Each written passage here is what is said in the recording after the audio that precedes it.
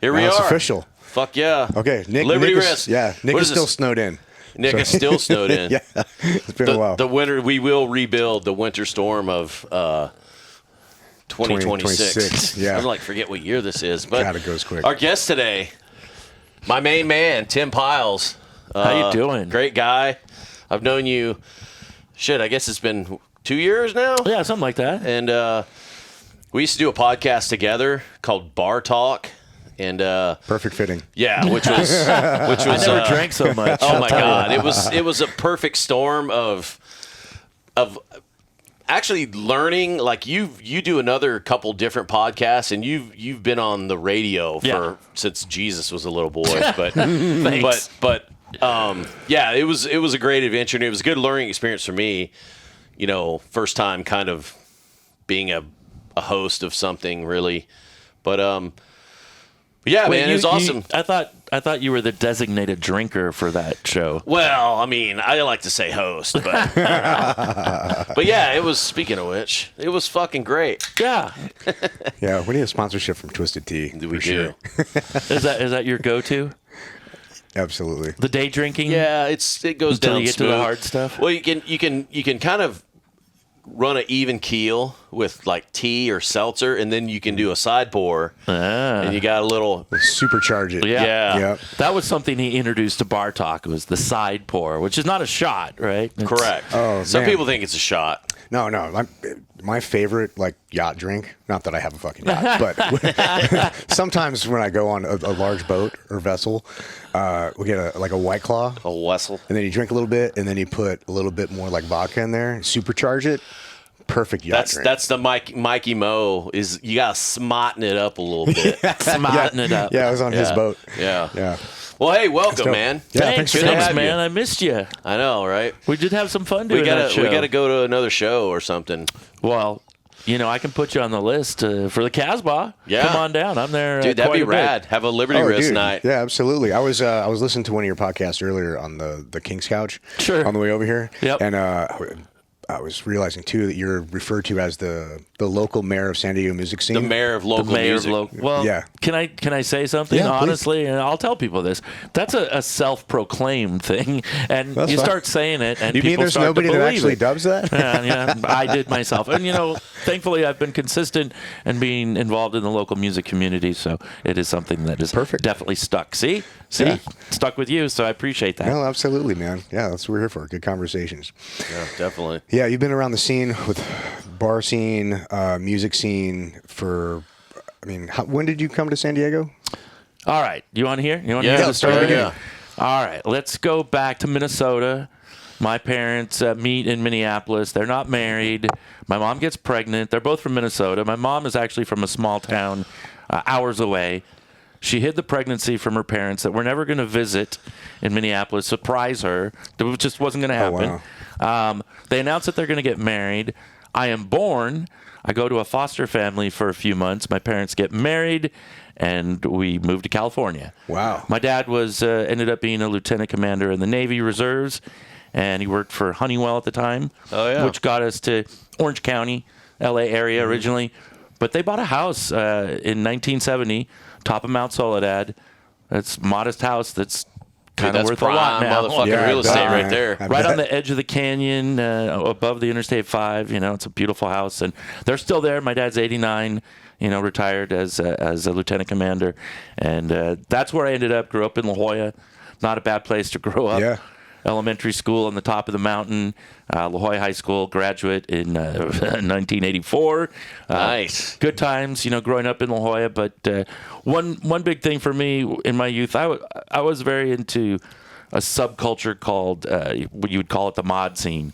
This is related to a British subculture that happened in the 60s. It was revitalized in the 80s. There's a great video that Channel 8 just found and has shared, and it's My Friends. This guy I was telling you about, the pirate. He's in it. Wait, and which pirate? This is a guy that dresses as a pirate on Sundays at Fathom Bistro Bait and Tackle. It's down one of the fishing piers down near Humphreys. Great beer, some of the best beer, like Pliny the Younger, which is a highly desirable beer. That just was released this week or last week, right? They get that there, so it's that kind of place. But anyway, he's in there looking like a mod, very sharp dressed suit. These are all my friends back in the 80s. And that was a big introduction to the rest of San Diego to me. I started to kind of escape La Jolla a little bit, a little pretentious in La Jolla. So that was a big thing for me to get a Vespa. I had a Vespa motor scooter. And started to run around all over San Diego. Also back then, big thing would be going to TJ, being 18, you're finally starting to go down there. Yeah. I actually meet my wife down there. She connected mutual friends, and man, we've been together since we were 19 and 18. Wow. But that's where we meet. Dude, how obviously it's changed, but how different, how insane was Tijuana? I just remember coming to San Diego in like the early 90s and looking at TJ and how it is now, but how was TJ in the 80s compared to now? I mean, I don't think you were as fearful of Getting your cartel fucking head stuff chopped or off? any of that. Yeah. But federales definitely might, hassle you if you're drunk in public and any number of things. Shaking you down. And they're going to shake you down for the cash you have. It's probably in easier your to pocket. find a donkey show back then, I bet. Yeah. There you go. Of course, that was a big deal. And then, Iguanas is a big part of San Diego music history. That's when they actually had this music venue down in TJ that all these big bands, Nirvana, Smashing Pumpkins, were playing in TJ. They weren't even playing up here in the city.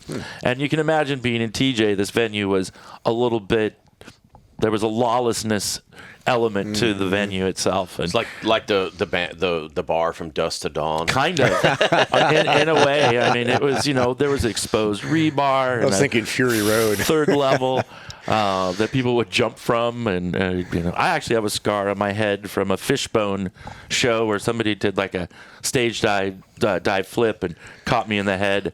And I was a steel-toed boot to the forehead. I was ready to stay, but girlfriend, wife now, made me go back to America and US of A and get ER visit with stitches. Sometimes they have good advice, yeah. Yeah, sometimes they do.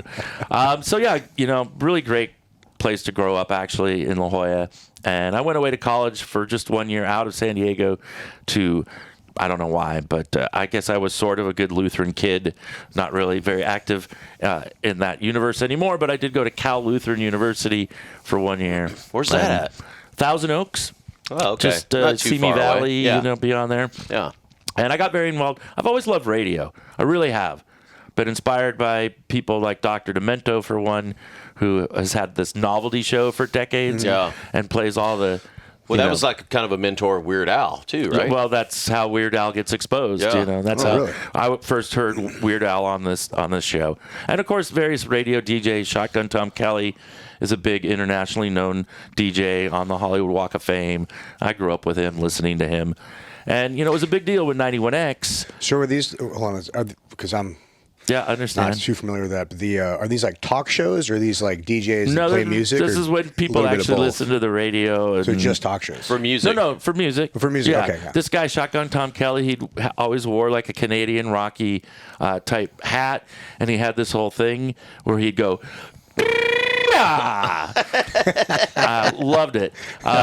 So yeah, radio has been a big part of my life. That was something I wanted to do. Went to school for that here. Ended up back in San Diego. Went to City College. Took all the radio television courses that they offered there. Got a couple associate's You degrees. actually had to pay for community college back then. You what? Didn't you actually have to pay for Yes. community college back then? Yeah. I mean, now it's like but- free. Is It it was really? reasonable. Yeah. I mean, compared to Cal Lutheran University. Oh, I bet. Yeah. But I didn't do anything in radio or broadcasting for 10 years. I worked for construction. I worked law firms. Eventually, I became a 30-year-old intern and then found a job posting. So briefly an intern, then this job, I became Tim the Runner.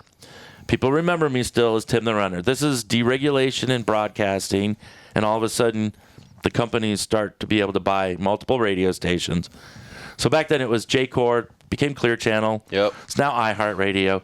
They could own a bunch of radio stations, so the company owned a bunch. They needed somebody to drive to the different buildings and pick stuff up and do this thing.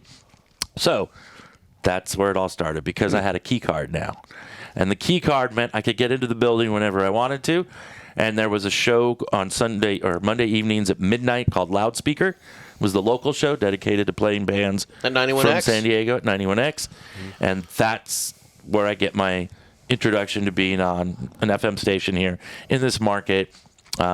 Slowly took over the show, pretty much. And through that, other opportunities came. I got to do a new music show with the station, do some fill-in work. And I've always, over these years of being involved in radio, I've never had a big contract. I've just been able to have this career in the industry. A lot of it's been just the Mayor of Local Music thing. I've been very involved in supporting and exposing new bands, new music from all over the world. Because I have a couple radio shows dedicated to new music and then local music. And, the doors just kind of opened. And I've been very willing to do various things. I engineer live broadcasts for them. I'll run operations, in the studio. So I did 10 years with 91X, went to FM 94.9, and then went back to 91X. And then I got let go from 91X, maybe it's been 3 years. Okay. Yeah, we used to have we've had this warehouse for a long time, but we had an office building for a couple years, and it was right next to the 91X building in Sorrento Valley. Oh, okay. Yeah. Oh, very nice. They are still there. They are really one of the only independently owned broadcast companies here in San Diego. Really? 91X is? They have, see, here's the thing. They were part of the J-Cord Clear Channel iHeart family, but the laws did change. And because we're close to the border, those stations fall under different rulings. And so they changed that because it is kind of scary that they own like 11 radio stations in the market. That's not really good for diversity. Yeah, it's hard to get your voice out. At this point, decisions are being made at some hub office. Yeah. Not as much as being decided internally. You said pub office? Hub. Could be a pub office. But I am grateful because I got a DUI in a company car in 2004, and that's how I first got let go from Clear Channel 91X. That'll do it, yeah. Dude, I got my DUI in 2004. Thought my career was over. Company car. I did think my career was over, and I was able to get on with this FM 94.9, which was a great competitor at the time. It isn't so much now. So I did that, and then some things changed there, and I had an opportunity to go back to 91X, which was amazing. Even weirder now, since I'd been let go from 91X, and I was figuring out some things, I've now been working at iHeartRadio for the last year because of people that worked there 20 years ago. Oh, shit. That still, know my skills and believe in me and open the door. Yeah. So I get hired to do live remotes. That's not really enough work, right, that I needed. So somebody else opened another door, and that's where I've been working on this weird show. Behind the scenes, predominantly, kind of producer, director. I do insert myself in it. It is a conservative talk show on Kogo, but I've been enjoying that. They're on Monday through Friday from 6 to 8. Conway and Larson. We have the mayor, Todd Gloria, come in once a month. Chad, the chief of police, comes in once a month. Who is the chief of police? Scott Wall. Excuse me, I said Chad. Scott Wall. Nice guy. It's nice to be on a first name basis with these people. So here's a weird question for you, because I know it's a different dynamic, like just being on, working in film, being in front of the camera versus being behind the camera. Like which do you find more rewarding, and which do you find kind of like kind of new opportunities? If either or. Well, I've never worked in news. So that's been really interesting. And so I am providing stuff for them, stories, trying to make them aware. Probably people maybe don't know this about the show, but one guy is not in San Diego. He could be anywhere in the country. Okay. The other guy is in San Diego. So I'm trying to help the guy that's not here be aware of stories, things that maybe topics that they should. Just popping in remotely. Yes. Okay. Occasionally he visits, but he's part of the iHeart family. That's too many stations for one company to own. Like going back to the diversity thing. So is it a syndicated show, or is it just on 94.9? No, this is Kogo. Sorry. This is just Kogo, Monday through Friday, 6 to 8. Right on. And both of them do fill in and do things in other markets. Do other stuff. Right Mark Larson's very involved with the Air and Space Museum.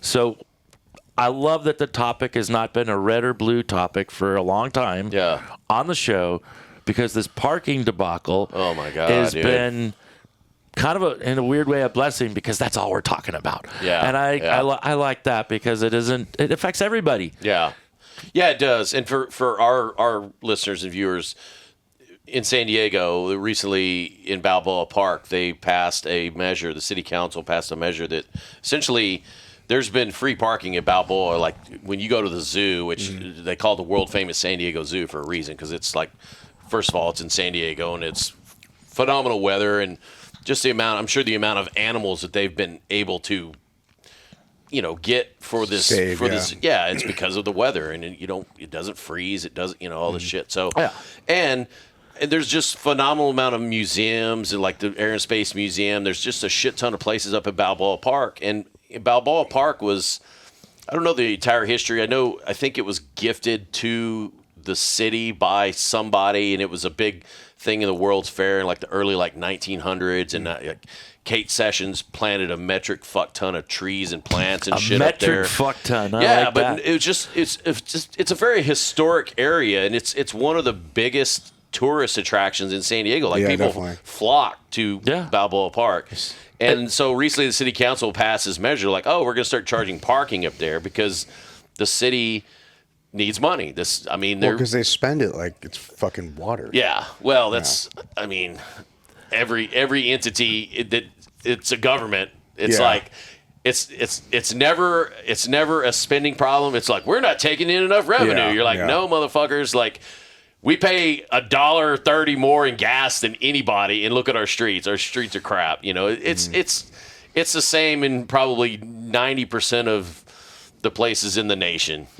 And so they passed this measure. And the funny thing, I think we were talking about this yesterday, is funny but not funny, because vigilantism is kind of a cool thing. Oh yeah, they're fucking up the parking they're meters. putting up these parking meters, and they're not like traditional parking meters. So they have, the stalls are numbered, and then they have these digital meters that you go to, and you put your credit card tap in, your card, yeah. put your card in, type your number. What number? Yeah, exactly. And dude, somebody's been going up there, or people, I don't know, it's one person. They basically take spray foam and just fuck these things all and dog up. shit. Spray paint. They're literally just vandalizing things, and the city now is up to like $80,000 worth of cost, because like every time they put a new one in, somebody fucks it all up, and they're like, man, fuck them. Yeah, people are like, well, we need some help. We need some help. Anybody that's seen anybody vandalizing this shit, and aren't there cameras everywhere? It's just like, doesn't that thing have a camera on it? Yeah, Jesus. literally. You just hear like crickets. You're like, dude, somebody's doing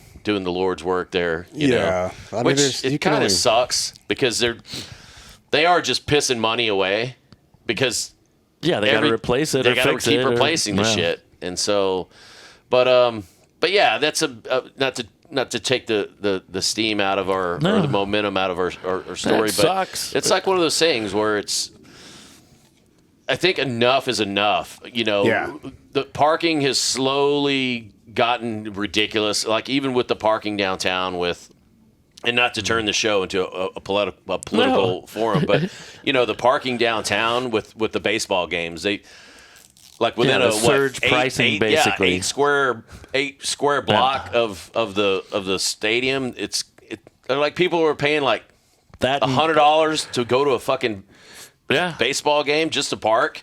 Yeah. And employees of all these businesses are the ones that are screwed the most, because they got to, park miles away. Yeah. Or however you work at they a pizza deal with joint that's 2 blocks from the stadium. Now you're paying $100. To go to work. To go to work. Yeah. But places at Balboa Park, like my friends own Panama 66, which is a really cool bistro restaurant. They have some of the best beers again in San Diego. They're affiliated with Blind Lady Ale House, which is another great spot on Adams Avenue. Yeah. And they have great jazz music there, but obviously parking is keeping people away. Same thing with the Prado. Those are, they're for profit. They're not non-profit like all the museums are. Yeah. But it's a bummer. Prado's a good restaurant. Yeah. It's a good restaurant. It's just great experience. What a beautiful place for something that was intended to be temporary in 1913, whenever it was initially built. But you look at those old park. photos, how cool it was, for the exposition. Yeah, it was built for like a World's Fair or something, right? An Or exposition, and they had, used to have a Ripley's Believe It or Not. That's what they're very excited at the Air and Space Museum, because they've brought back Ripley's Believe It or Not. They have some of the things. That's cool. Currently, they're doing an exhibit of that to bring that back. Dude, that used to be one of my favorite. That used to be a TV show. I don't know if you knew that or not, but it used to be a TV show. But then I remember I went to boot camp in Orlando, and during like graduation weekend, you got a weekend pass. You could go out and see the sights and whatnot. And I remember being in Orlando, and they have this Ripley's Believe It or Not museum in Orlando, and and the fucking building is like upside down. The way it was built, it looks like a house that's turned upside down. So like the roof, and you like look at it, and obviously it's a regular building. Right. And they just put the fucking facade on it and shit. But that was the coolest thing I remember. I'm like, holy shit! How And then drunk you were see you? in neon, it's like Ripley's, and it's got the scribble signature. Yeah, they had cool stuff, man. I mean, before Instagram showed you just amazing shit all the time. Yeah. Yeah, you had to go to these you places. had to go find these places and look at amazing shit. You had to go see the bearded lady. Yeah, now you just walk around LA, lots of bearded ladies. Yeah. So are you enjoying this new talk show and your role in that, or would you rather like be working? Yeah. I do like working. It's it opened another door, so I'm now doing a shift on KGB. That's fine. I'm excited about that. KGB, legendary KGB school station here in San Diego. That's cool, and maybe some other doors will open. It's interesting to be in this building. They still have a lot of this building. They used to have 2 stories, but very limited amount of employees are in this building anymore. They have morning shows and afternoon shows, but the rest of the day parts are people somewhere else in the country doing it, and they just voice track it. The guys that are here in San Diego doing shows, they're also doing that for other markets all over the country, which is really interesting. I still, there's no farm club, where do young people get an opportunity? Usually it would be maybe some small market, some small town. But, with these big companies owning all the stations, maybe they get a better product in a small town in Iowa. But that's also where new talent comes up. Yeah, well, it's interesting too, because the landscape of the whole thing has changed so much, because we've got like it's harder to break out within the big mainframe of like getting these big institutions to broadcast your stuff, right? But at the same time, their relevancy is so much less, because you can just broadcast anything you want on your phone, and then you can get your friends to do. So you can build this groundswell of community and participationship around Precipitation. That might be. They're sweating a lot, maybe. Yeah, exactly. But you can build this if you want to, and you don't really need these bigger channels that you used to anyway. Because I know the apparel thing was different of the day too. When I first started a clothing line back in 2007, and Shopify wasn't even around yet. The internet was there, but it was like, a website was like $25,000. It was not easy to start. Yeah. So wholesale in the brick and mortar was like the way to go. That was your primary means of moving product, getting out there.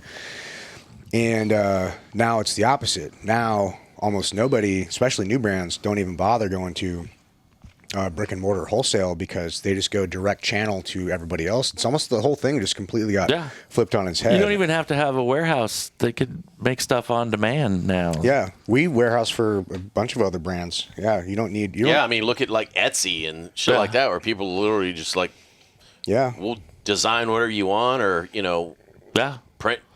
I'm sure they go to other places to get their printing and shit done, but there's a lot of freedom in it too, man. Like a lot of our clients are just people who are like have a laptop in, Texas or something like that, and maybe one employee, and we handle everything else. But music thing, I don't know, because I'm just a tourist in that space. But I know there was this band that I saw. I went and saw them downtown at what's the one downtown? Not the Casbah, but the there's a bunch. It's the main one. It's the main venue downtown. House of Blues. House of Blues, yeah. Went and saw them there, and dude, they're fucking great. But I heard about them because they had a catchy song on Instagram. Okay. I was like, it's And dope. who's the band? Journey. Local band. I forget. I had a chick singer, so my wife and I went. It was great. It was a great band, great song. It's like Now I need to know, is it a local band, a touring band? no, they're not local. Okay, but all right. they just happened to be swinging in. I was like, All this is right. great. Nice. I'll see if I can find it on a break. I live for local music, live music, and local music. Years ago, I've known the owner of the Casbah for years. Okay, the guy that owns the Casbah, Tim Pyles, he used to do the punk shows in the '80s. All the big punk bands coming from the UK. He was the guy doing them here in San Diego, and they would be at halls. Could be Jackie Robinson's YMCA, Wabash Hall. San Diego, two things. Notoriously violent, surprisingly. That's why I was a mod, not a punk in San Diego. I'm not a violent dude. I just not. That's not my character. I mean, we have our moments, and that could be another story. But the punk scene in San Diego was pretty What about that guy's notoriously ear violent. you chewed off? There was also a very odd thing associated with the mod scene related to, we were really into the ska music coming out of the UK called two-tone because it's black and white. But there was also another scene of that. There were skinheads. These were Nazi skinheads in San Diego.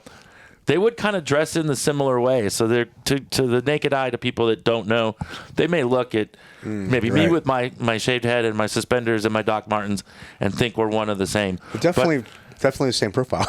Yeah, but that was a whole nother element in San Diego back then that was really, really interesting. And they were the foot soldiers for this dude Tom Metzger, who was here in San Diego. This guy that was a notorious leader of the white Aryan resistance. Like, it was really bizarre in San Diego War in the '80s, and he was getting all these disenfranchised youths to be a part of this thing. So that was like loosely outside of what the mod thing was that I'm talking about. But the punk scene, Tim Pyles put on all these shows. He ends up buying a bar. It's called the Pink Panther. This is the first bar. It opened just before I was actually 21, but first bar in San Diego that was really dedicated to like youth culture, music, punk, rock and roll, whatever you want to say. It was down on Marina Boulevard, and it was just a great bar, watering hole that brought all these people. What is it now? It's actually like a plumber. Oh. It's next to the High Dive. I think that place is called the High Dive. It was The like High an Dive's Italian a fucking pretty cool restaurant little dive back bar. then, but Yeah. right there in the corner. Yeah. So he ends up buying a place down the street from where the Casbah is currently, and it's now called the Kiku Room. It's like a super swanky cocktail lounge, vinyl bar, hip spot now all of a sudden. Probably the first successful thing in there since the Casbah. That has been in various venues. But he buys that place, and so that's where the music part comes back, starts putting on shows. Nirvana, Smashing Pumpkins, they played that 75-person size venue. Wow. And within a few years, they bought the Casbah down the street. It used to be a lesbian and a gay bar in San Diego history. It was called Bulk, B-U-L-C, which is club backwards. And I remember that as a kid, being, because you go to the airport right there, you make the right turn, and I'd always wonder, what is that place? Of course, now I've spent hundreds of nights in that venue, the Casbah. Pantsless. Through that radio stuff, though, and doing the local music stuff, that's how I start, working with the Casbah and bringing bands in and doing live broadcasts from there. And that's a relationship that even outside the radio, I've continued to get to do really fun, cool things for new, young local bands, give them the chance to play the most legendary stage in the entire city. Yeah. 225 people is the kind of the capacity, although I know I've been in there and it's closer to 300 or more. Yeah. But it's the home of these amazing local bands like Rocket from the Crypt, No Knife. These are great bands from the 90s. And, he continues to just book the best bands. I get to see bands, they play for thousands of people in the UK, and you get to see them in this very intimate environment. So this What was month, there was the one band they were just here recently. Well, I'll say recently, within the last year. I want to say it was it Franz Ferdinand? that's a good pull. That was a good pull, but they have not been at the Casbah. I think their first show might have been at the Maybe Casbah. that wasn't them. It was there was a band. I want to say, God damn it, I was supposed to go to the show, and you were telling me about it, and they're not locals, but they're from the UK, but they came here and like I guess them blowing up in San Diego kind of they had like one really Deep Valley. no. Fuck, I don't know. I might be talking out of my ass. That's I might have all been right. drunk, but It's been a privilege to do stuff for that guy in that venue, which is, historical. And this month is probably crazy because I have had 10 shows to book there. Wow. And that's probably the most I've booked. That's a and lot of I get to coordination. do it very low key. There's no guarantees with the band. They want to play there. A lot of cases I'm fulfilling a dream. Louis the 14th. Oh, there you go. They're coming back. Louis the 14th. I was like, oh, they got a fucking really killer song, but So they're from San Diego. They are from San Diego, but didn't they blow up in the UK? Yes. And Maybe, a I don't know. little bit in the States they did. Yeah. The funny thing about that band is they're from San Diego. They're from Poway. They're dudes, they're from they drank the same water as Blink-182. Yeah. But the thing about that band was, and we locally would make a little bit of fun of this, they did sing with an English That's why I thought they were. affectation. That's why I thought they were from the Yes. fucking UK. Shit. Yeah. And so that did what it little more did what it was proper, supposed huh? to do. No shit. Yeah, they Yeah, had so- like one good song that was like very catchy. But Yep. They're going to play. There's a beer fest happening on El Cajon Boulevard in front of the Lafayette coming up. oh, killer! And they're gonna be playing. So, mandate, Yes, mandate you and me. absolutely. So Fucking hang up some Liberty Wrist flags. Yeah. Drink some Just beer. kidding. We'd have to do it surreptitiously, like guerrilla marketing. zip ties, Let's put some Who's gonna stickers. fuck with you? right? Do you know who I am? I know Tim Pyles. God damn it! Shit.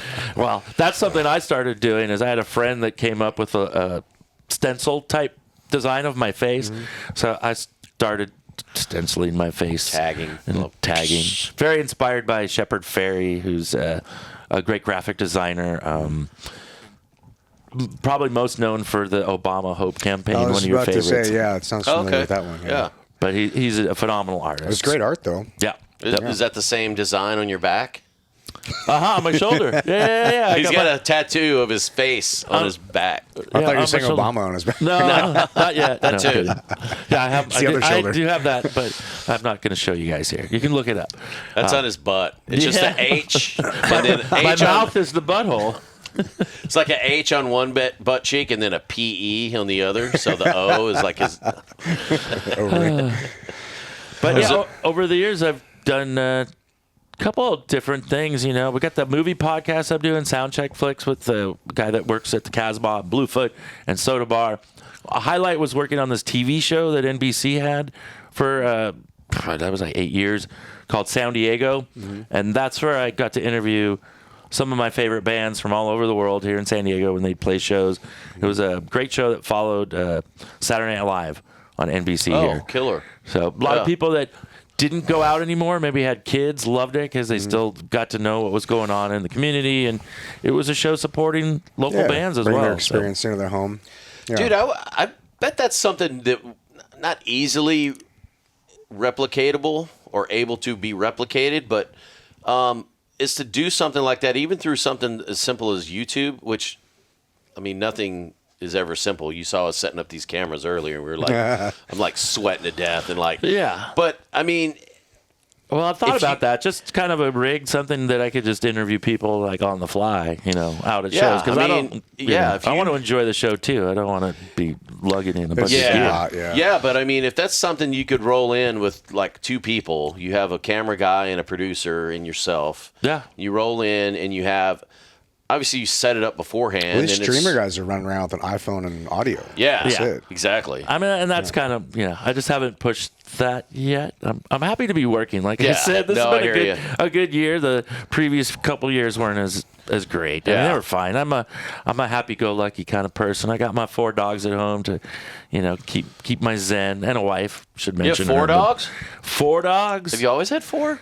Did you get another one? Well, that one showed up on our doorstep a couple years ago. okay. This doodle one day, my wife and I are in the backyard, and my wiener dog starts barking at the fence. I'm like, what are you barking at? I go peek over the fence, and there's this matted creature. I didn't know what it was.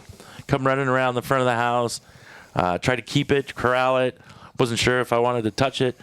We get Humane Society eventually to come out. No collar, no chip. My wife and I are like, things happen for a reason. Yeah. So we do have that. That's dog. awesome. Yeah, he chose you. That's really Fozzie cool. the Doodle. Fozzie the Doodle. That's perfect. And we got Macy, the 17-year-old pug that's pretty Dang. skinny and just she still gets around. That's like 300 for a pug. It's crazy, right? Wow. We've got Maya, the Chihuahua, and Calvin, the wiener dog. Yeah, good little bunch. Oh, I have That's cool. Apollo, the ball python too. Oh, wow. Yeah. How do they get along with the dogs? I often hold the wiener dog up in front of the ball python, just Bait. It's not. I've managed this ball python. We've had it a long time, but How I've big never. is that thing? It's only like a 3-footer. I mean, but it's not like it's Yeah, not yeah, one yeah. of these thick ass. I've Be hard pressed to swallow a wiener dog. probably, but they can unhinge their jaws, sunshine. I don't know. Dude. Anyway, So I was gonna say, you've been around the scene a lot and hanging out with like the mod scene back in the day. Juxtaposed against the skinheads. Like, you must have seen some like crazy stories from all these adventures in and out of the clubs and the bars. Like, can we hit on some like, what's the craziest thing you ever see? Like somebody throwing a bottle across the bar is fairly common, but So as I started to kind of grow out of the mod culture and scene, that was definitely a part of my youth. And I would say by 21, and those are still some of my best friends. That's my fraternity, much like I guess you would, you guys, you have a brotherhood yourselves. Yeah. Your fraternity. I was not in a college fraternity. Those are my brothers. Those guys are many facets of life, sheriffs, Air Force, CHP, derelicts. I mean, runs the gamut there. Yeah. Full spectrum left to right there. But the thing with my wife and I, we did the TJ thing. That's how we meet too. But the underground rave culture here in San Diego, when that started to explode, right? There were some club events here in San Diego we started to go to. The house music, the rave music wasn't here yet. Yeah. This time period, we're still dancing to 80s dance music. We're still dancing. There'd be the room with like the gothy rock stuff going on, maybe the Cult, Guns N' Roses. But then all of a sudden, this one guy, this promoter, got this flyer for this thing called Apocalypse. Like, okay, we're going to go to this thing. what year was this? This is probably 91. Oh, wow. 91. Okay. So you have to drive to Escondido from where, in San Diego, that's a drive. Yeah. Go to Escondido, buy your ticket, you get your little map. Or you don't even get a map, you get an address. You have no phone, you have a Thomas guide, maybe if you're lucky. Start driving. No, nothing. You have no apps. No, I meant MapQuest. Remember you look up MapQuest and you have to print out the sheets? Like print out the directions We're and shit? still in the Thomas guide, which is still Yeah. a great thing. When the shit hits the fan and your phone doesn't work, you're going to wish you had a Thomas guide. But we drove and we drove and we fucking drove. Like, what the fuck? Where are we going? And then we come upon this place. It's by Lake Elsinore. And forever, my Damn. life for the next That's a 6 hike, years man. was changed because of this experience. But the funniest thing was, I think maybe I had a little bit of mushrooms that night. I wasn't aware of ecstasy or that being a part of this whole culture. But I remember seeing a booth selling balloons. I'm like, $5. They're not even. It's probably nitrous. They're not even. Well, see, I was naive. I'd never been to a Grateful Dead show in my life. I don't like the Grateful Dead.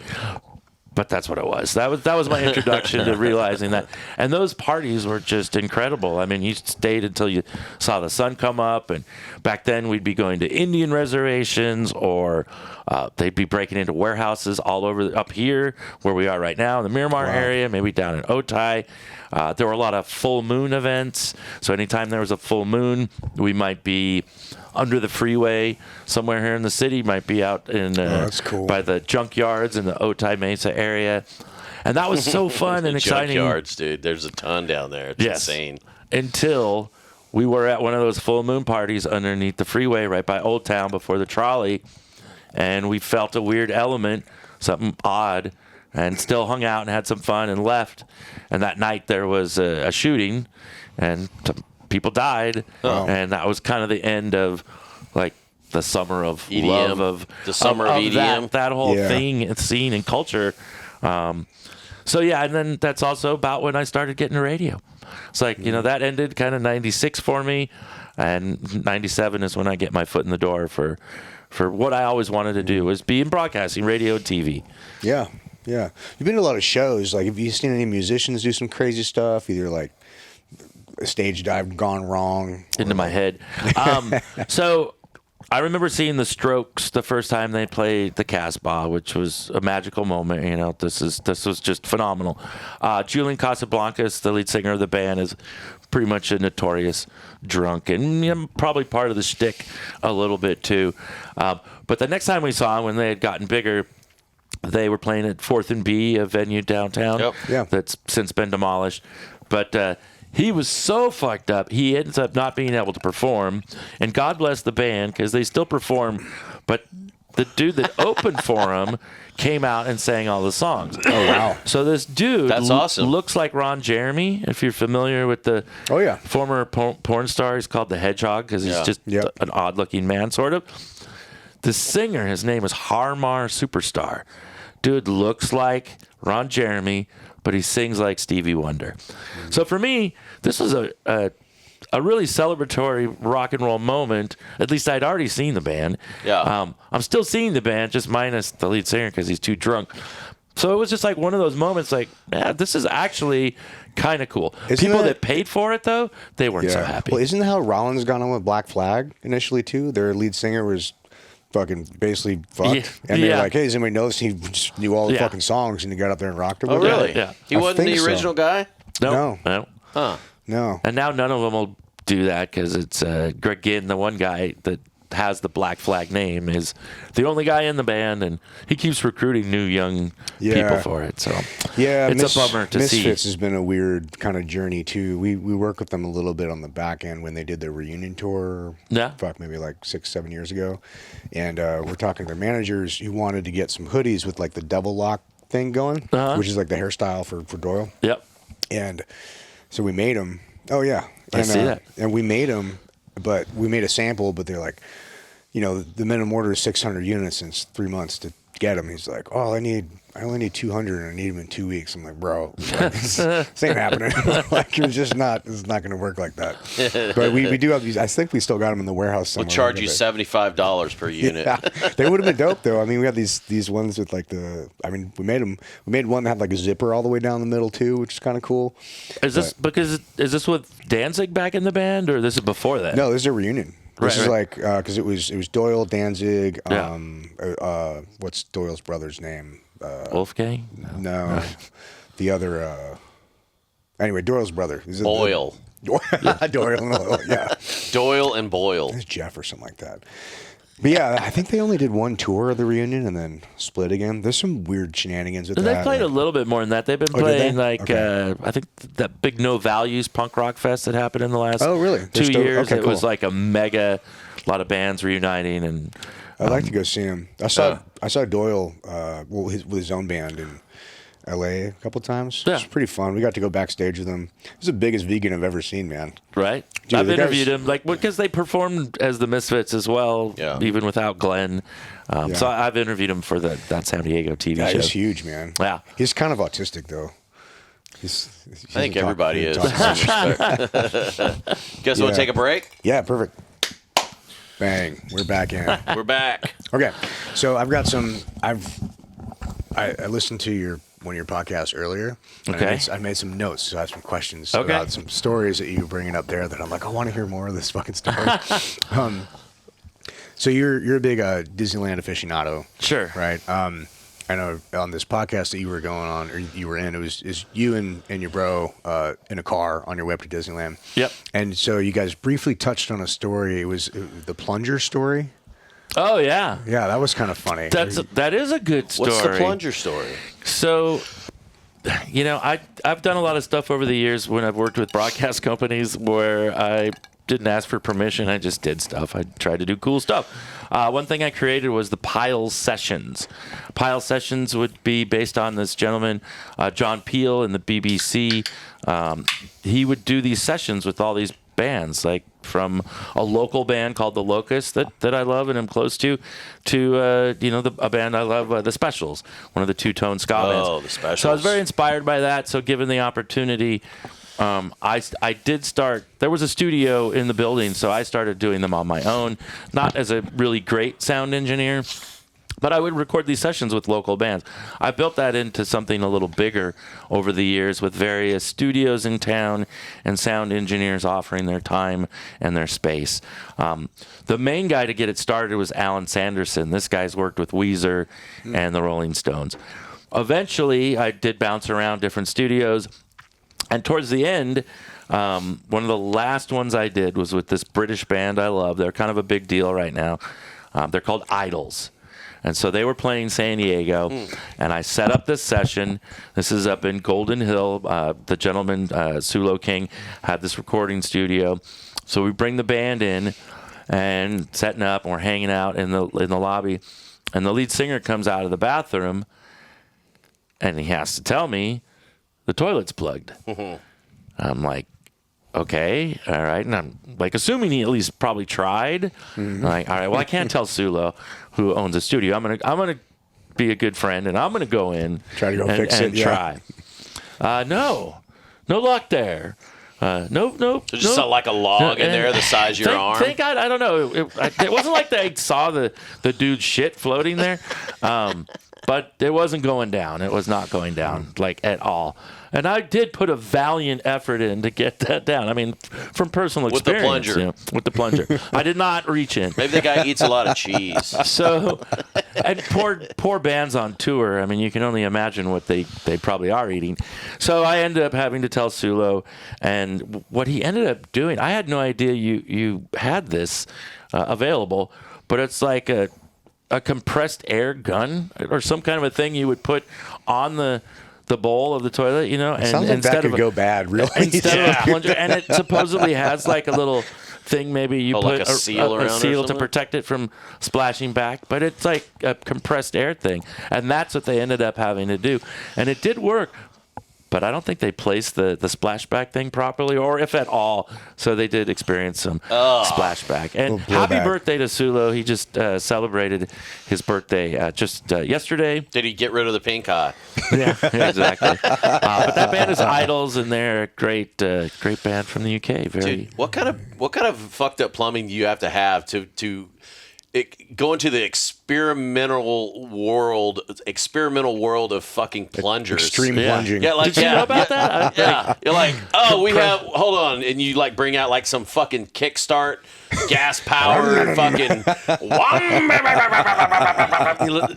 Like we got all the it. toilet. I mean, dude, you must have some really messed up plumbing to be. Dude, I have a. Then again, They've torn that building Golden down. It's Hill. now a new house. Yeah, Golden Hill, pretty much. I have a the plunger sad sessions. story about that. It's not sad. It's just it's not good.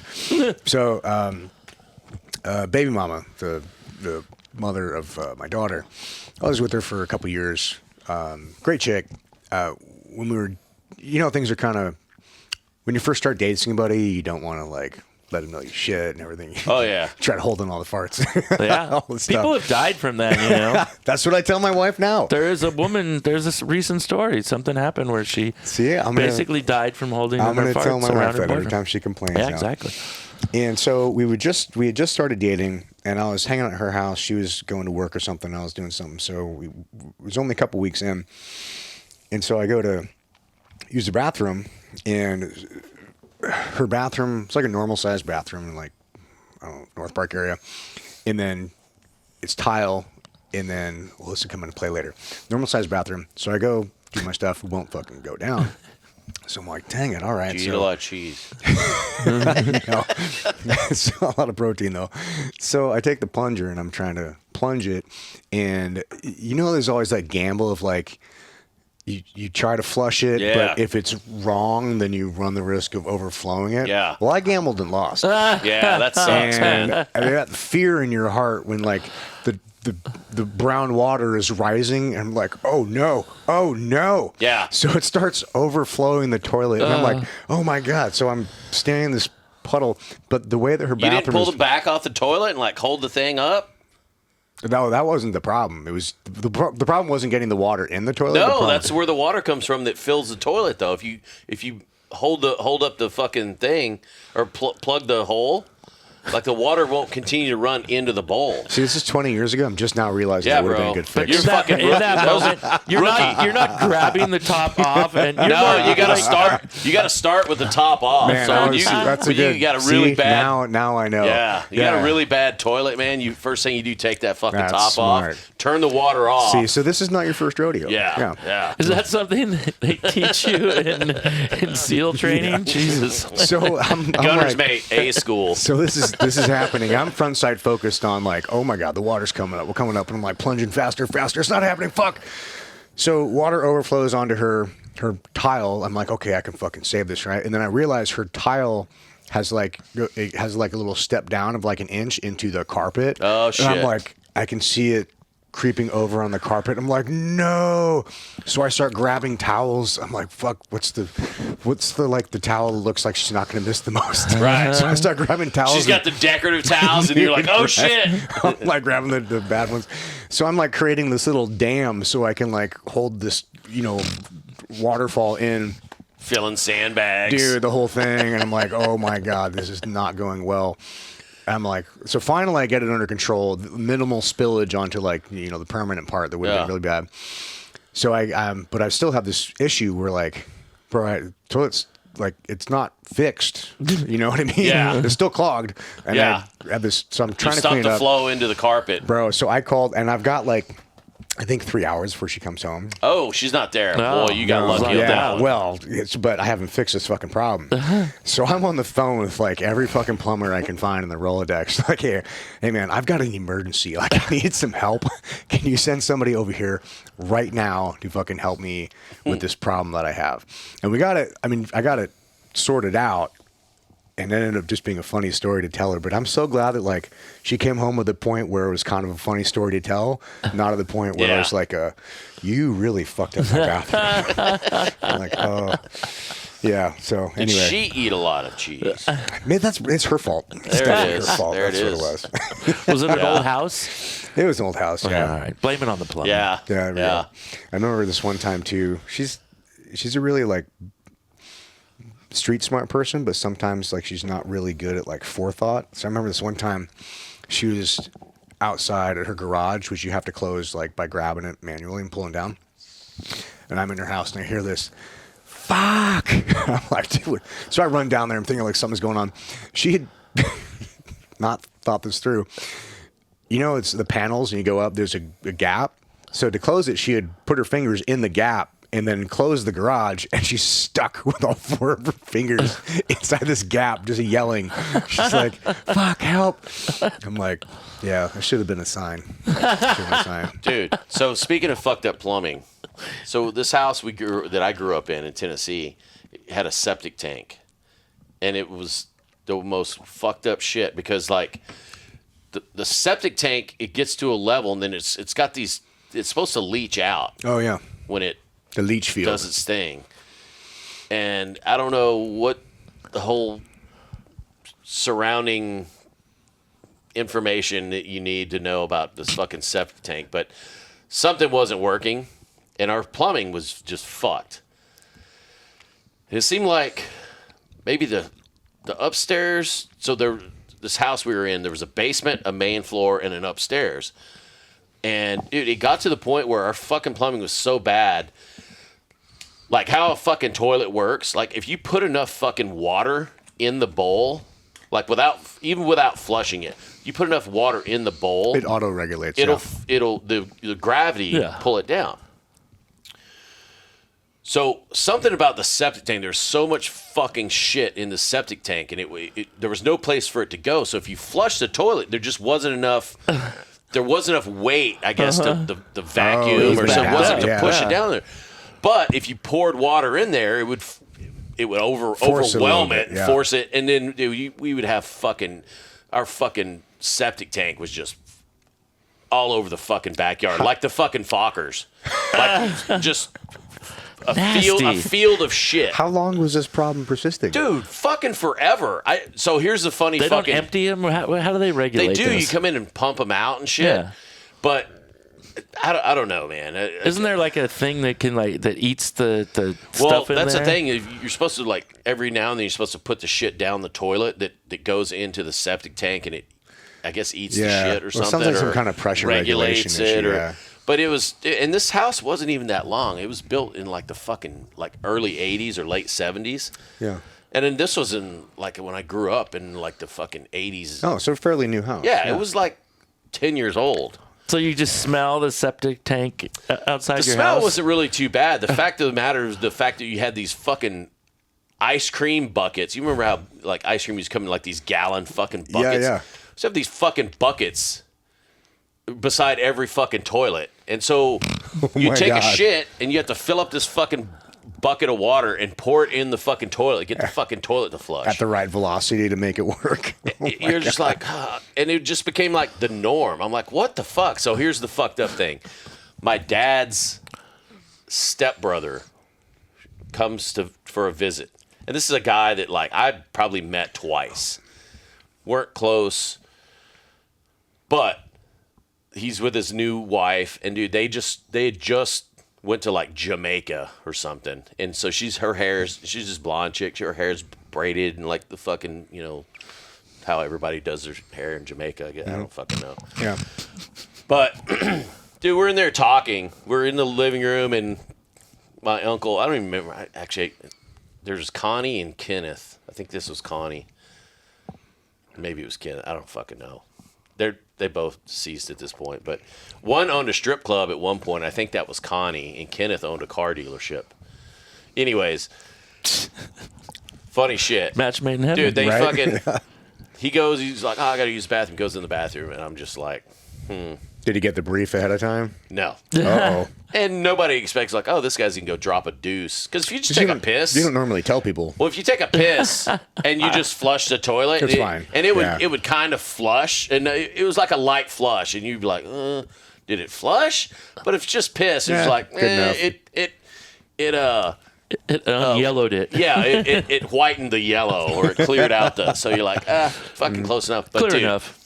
He must have went in there, dude, and just fucking blew this thing up. Comes out, was like, there's something wrong with your toilet. And I'm just like, God damn it, dude. And my dad was like, hey, Kevin, can you go check that out and fix that problem? I'm like, motherfucker, dude. So I have to go in there, and he's got, how old are you at the time? Oh, I'm probably in my teens. I'm probably in high school at this point. Going to fix this shit. I'm going there, dude. There's I'm like, dude, what the fuck have you been eating, Corn bro? kernels, Like a fucking chicken bone floating around. I mean, let you do it. I just tell me how to do it. I'll do it. Yeah, I was just like, well, I'm sure it couldn't have been any fucking playground for him either. He's coming out going, hey, I can't get I'm flushing your toilet. There's no pressure. Yeah. The tank fills back up. I flush it. It fucking it's like, dude, your toilet fucking sucks. It's like a low flow shitty toilet is how it reacts. You flush the thing, it's just like Kevin Kent needs the full flow. Yeah. And so of course I go in there, fill up the fucking bucket and and then finally and it goes down, Rattles the whole house. Meanwhile, outside, it just is oozing out. But anytime I think about somebody talking about it, having to fix a fucking toilet or, fuck with a toilet, I think back to those days where I'm like, why the fuck did we never get that shit fixed? Yeah, and I'm sure my parents go. called plumbers. I remember plumbers coming and going, yeah, you need to, you need to have your septic tank pumped. I remember having a truck come out there and they pumped the fucking septic tank. And then, dude, it would work for like a week, and then it would be. And I remember It's dumping probably a piping issue. tons man. of shit down the fucking toilet, trying to fucking, Drano and all this shit. I'm like, what the fuck? Yeah, man? well, it's probably not a capacity issue. You have the drain. There's like that. Yeah. If it has some bump that it can't go over, and the pressure issue doesn't equalize Yeah, right. I don't know, man. And, It was a fucking shit show, though. Literally. Where's the oddest place you've ever had to shit like out serving? Like, is there always a bathroom available? Iraq, dude. No, hands Yeah. down. Oh my god, dude, the worst. Literally in like Camp Jenny Posey at the Baghdad airport, they dug fucking holes in the ground, and we built essentially porta potties. An outhouse over it. It was an outhouse, Oh, and no. dude, you would go out there, and there was no front to it. So it was 3-sided, but and there was like 4 of them in a row. Why and didn't they put a fucking door on It was like a pit because it was so fucking hot, dude. Oh, yeah. You go out there and like Kind of heat stroke and Oh, die. the breeze. Dude, yeah. You go out there and you do your business, and then you get done, and there was a fucking like a shovel.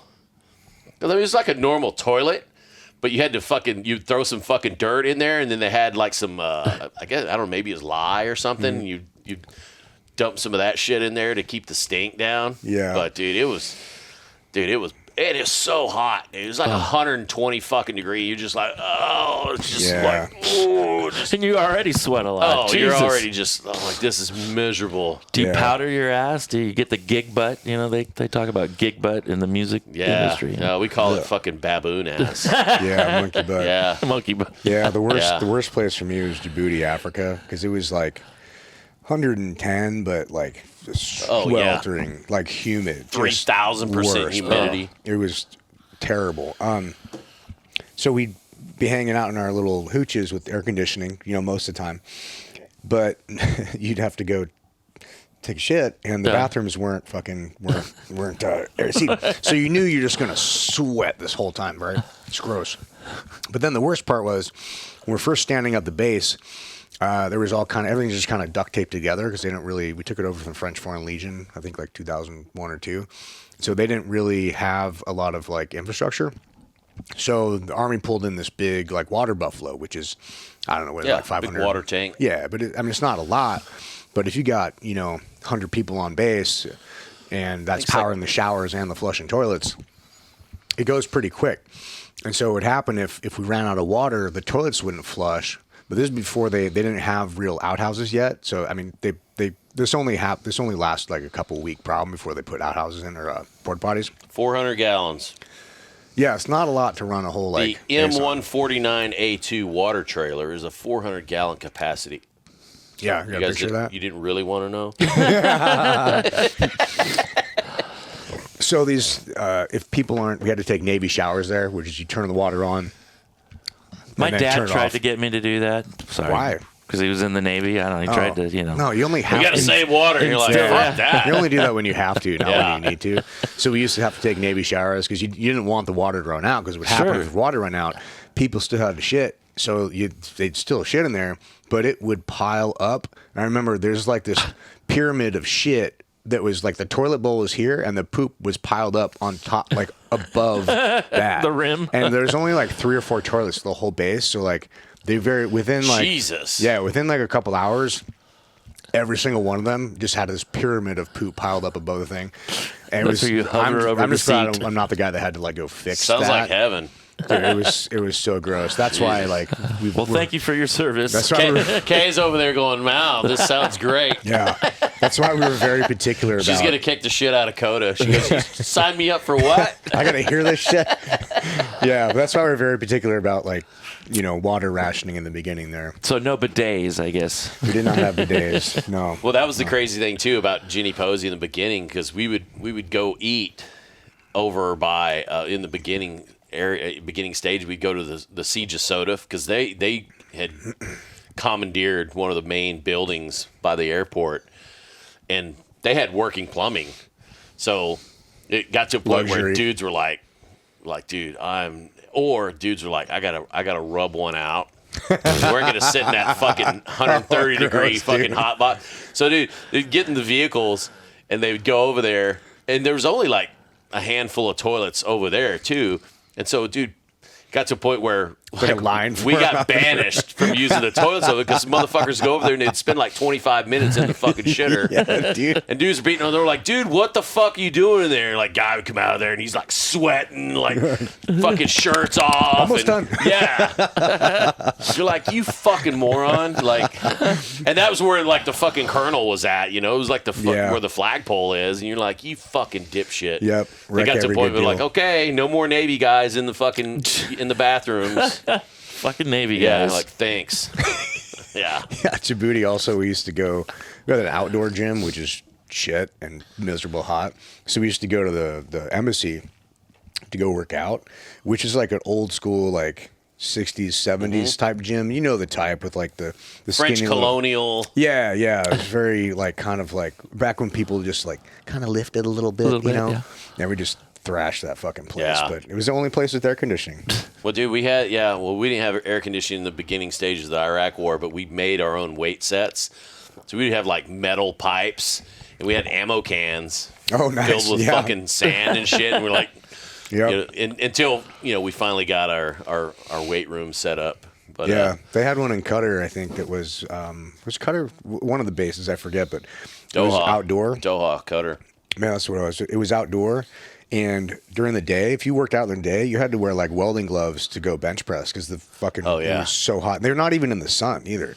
Like just Wow. in the shade, the metal got so hot that you couldn't even touch it with your bare hands. Dude, that's insane. Yeah, it was not fun. Yeah. Did you get to? You've been in Saddam's palace, right? Did you get to use the shitter there? They had shut the water off. Yeah. But So- Didn't stop you. yeah, no, and people stole all the gold fixtures. Of course, wasn't it a gold toilet? It was like gold. Most of it was gold plated stuff. So it was like, dude, you're stealing a water faucet that's worth fucking $39 maybe Yeah. in gold electroplate. That'd be cool to have it up here, though. You know, like a gold toilet seat. I have from Saddam's palace. I have That'd be dope. a rug at a Saddam's palace. It's in my Oh, really? garage. Oh, that's cool. Yeah, it's kind of thrash because, I mean, it's Still a cool. Persian rug that was in Saddam's palace, but it's probably needs a cleaning and it's not in the best shape. But yeah, Mm-hmm. it was pretty crazy. I mean, and he had I don't know how many palaces he had throughout Iraq, but I mean, he had palaces literally that a full staff were there waiting for him to show up. And it'd be like, oh shit, he's coming today. They're like, yeah. They're like, oh fuck. And they're like, well, the person in front said Saddam's on his way. They're like, yeah, they tell him that every fucking day Yeah. so that they're ready. They're like, that motherfucker ain't coming out here. Yeah. I mean, Well, they're so- all over the fucking. Did you show him that place. video of you sliding down the staircase on his, On the his door. Yeah, I've seen That's that. a great one. That was Uday's palace in Basra.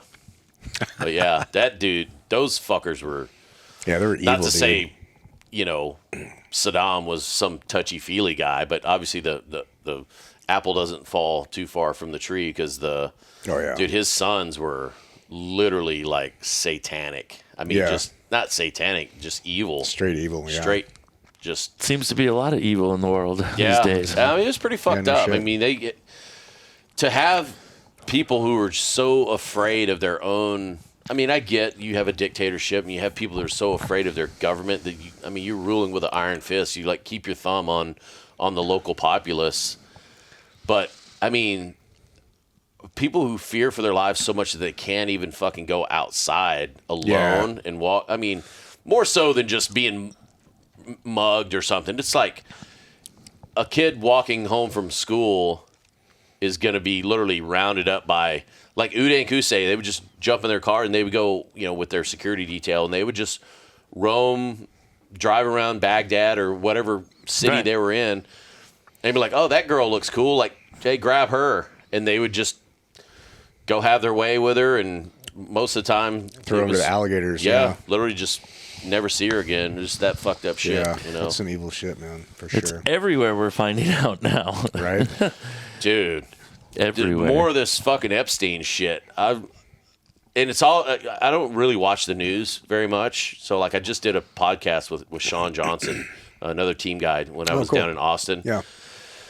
And I kind of felt bad because he's kind of patterned. He does a lot of work with Alex Jones. Like he taught Alex, or he didn't teach him. He basically took Alex under his wing. Alex was like, "Hey, I need a guy to show me how to fucking work out. I want to lose some weight. I want to get healthy." Yeah, for training. Yeah. And Sean's in Austin, and he's like, "Dude, I'll fucking be your personal trainer." So he basically, literally whipped him into shape within several months, and so obviously that rapport, you know, kind of filtered down and got to the point where Sean was like, "Dude, I want to start doing a podcast." So he started doing a podcast. So he got a lot of help through, you know, Alex's team of producers and all this shit. And like, "Hey, this is how you should set up this, and this is how you should do this." Yeah, and, no shit. You know, somebody who doesn't come from the broadcast world or even film world or any of that stuff, you know, having somebody to just kind of go, "Hey, you should do this and not do this," and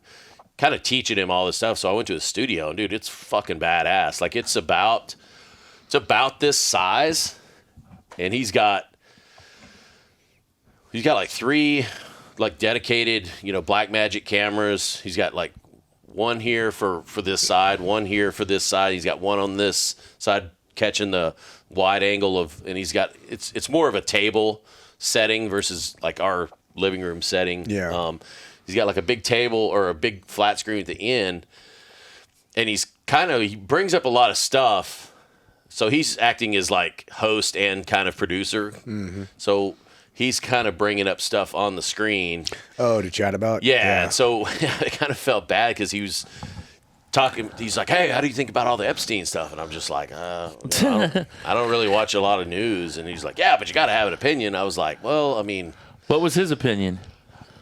Oh, fuck, man. I mean, he had several, and it wasn't just the Epstein thing. There was so much stuff that we were talking about, and I kind of felt bad because I was like, fuck, I don't really know a lot. I need some more context for some of this stuff.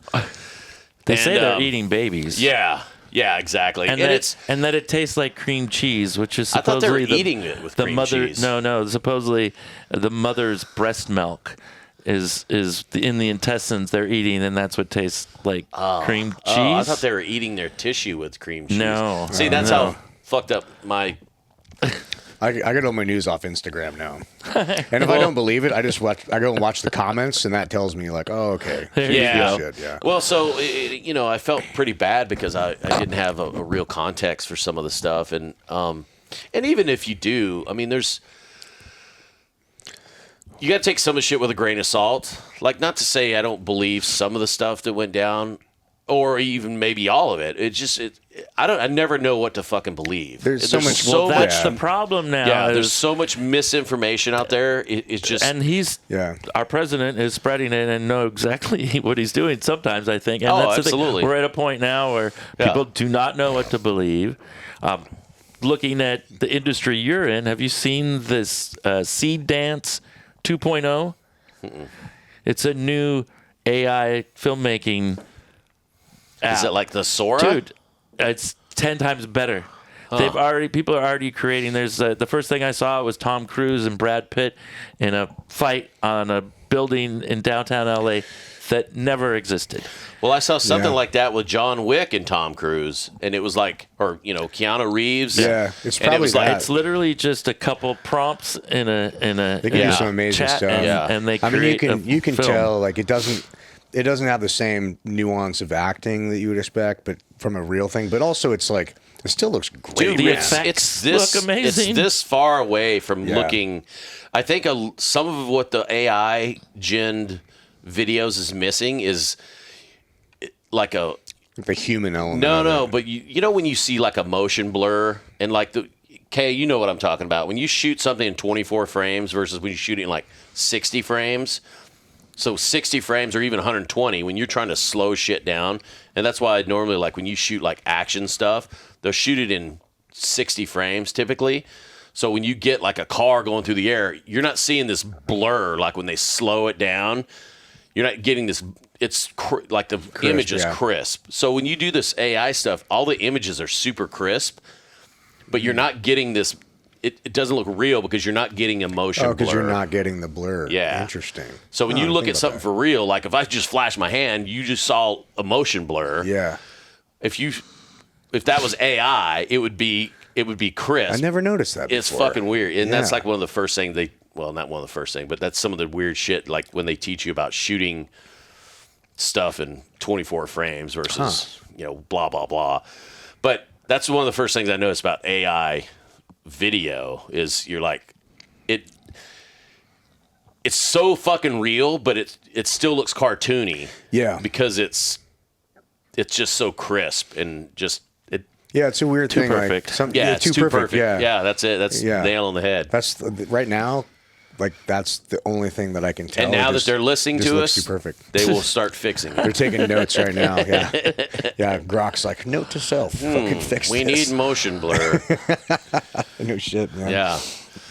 Yeah. But how do you think your industry is going to change with AI? I mean, it's already changing just with the fact that there's so many radio stations and television stations that are owned by the same companies and they're able to just farm out. Well, they're making same music shit. now. They're They're making very- good music. But they're very big on. They do a whole promotion about being, human, no AI. So iHeart is trying to emulate that. There are already maybe one or two stations or somewhere in the country, somebody is using an AI DJ, AI host. Yeah. And that's, I don't know. I mean, that's different, right? You don't have the visual in element, a so it's just a sense- voice. They can do that very easily. I mean, honestly, in a sense, you don't really need AI when you could literally just take a playlist and put it on fucking random. I mean, that's not AI per se, but it's Still an algorithm, which is a same thing. Yeah. I mean, you don't necessarily need somebody to sit there and introduce new music if you just have. I mean, I'm sure the midnight to 3 DJ and the most less listened to radio station in North Dakota, they're probably not. I mean, it's the personalities that drive a lot of the love of the stations, I think. But, yeah. people aren't they're not tuning in, it's not how people access music anymore. Well, the music itself is now being a lot of it, not a lot, but I mean, it's generating music that is actually like really good now. It's pretty wild. What do you mean? There's another app called it's Suno, and I've already gone in and created 4 or 5 songs on this damn app where I've just put in a handful of lyrics, try to create a theme song for one of my radio shows. So I put in a couple lyrics, which is basically just the information about the show, and then I put in a style of music, 70s UK punk rock. It spits out this song. Does it sound like the Specials? With the person, well, in this case, more like the Sex Pistols. There you go. All right. I did that where I put in make it sound like a Tribe Called Quest, a couple lyrics, and it spits out this song, and like, this is good. This It's is an good. earworm. It's good music. It sounds like. I mean, I don't think I would be able to determine if I just heard that on a stereo. Yeah. I wouldn't know that it was an AI song whatsoever. Yeah, it's pretty crazy. Whatsoever. And, like, I don't know. that's Yeah, I don't amazing. know where you go with that because, like, I think humans are always going to want that human connection, but also if it's like, how would you know the difference? Because if you see a celebrity, unless you're in that celebrity circle, you don't know if they fucking exist. You know what I mean? Like, it could be fucking like Taylor Swift. Never met Taylor Swift. She could be a fucking AI person as far as I know. Yeah. You never met Taylor Swift? No. Well, aside from that time, Friday night, banged. There you go. But- But how? Here's another weird thing for you. Now that you're talking about stuff like that, is I know there's a it's not legislation, but like SAG, for example, SAG-AFTRA has adopted certain elements to AI that will and will not be used in the production of films. I wonder if like sound or music scoring for film, I wonder if that's one of the things to where they're like, no, we're not going to use that, or I wonder if that's I don't know something why to where you they're wouldn't, because I mean your costs are going to go way down. I think there's going to be resistance to it. Yeah. But at the end of the day, man, it comes down to the consumer. Same thing with Walmart. People are like, fucking hoo-ha, buy America, and then they fucking see the price on something and like, well, I'll go get it at Walmart.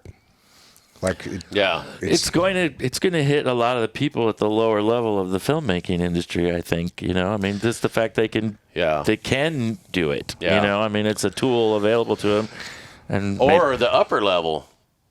Because if you, for example, you have some guy like John Williams who scores these film. I mean, he's world renowned Yeah. for. I mean, I don't know how many Oscars the guy has won. Sure. But say, for example, you have some young 20-year-old kid who has mastered this app that you have, and goes, hey, here's John Williams stuff, and here's my shit that I use AI for. Yeah.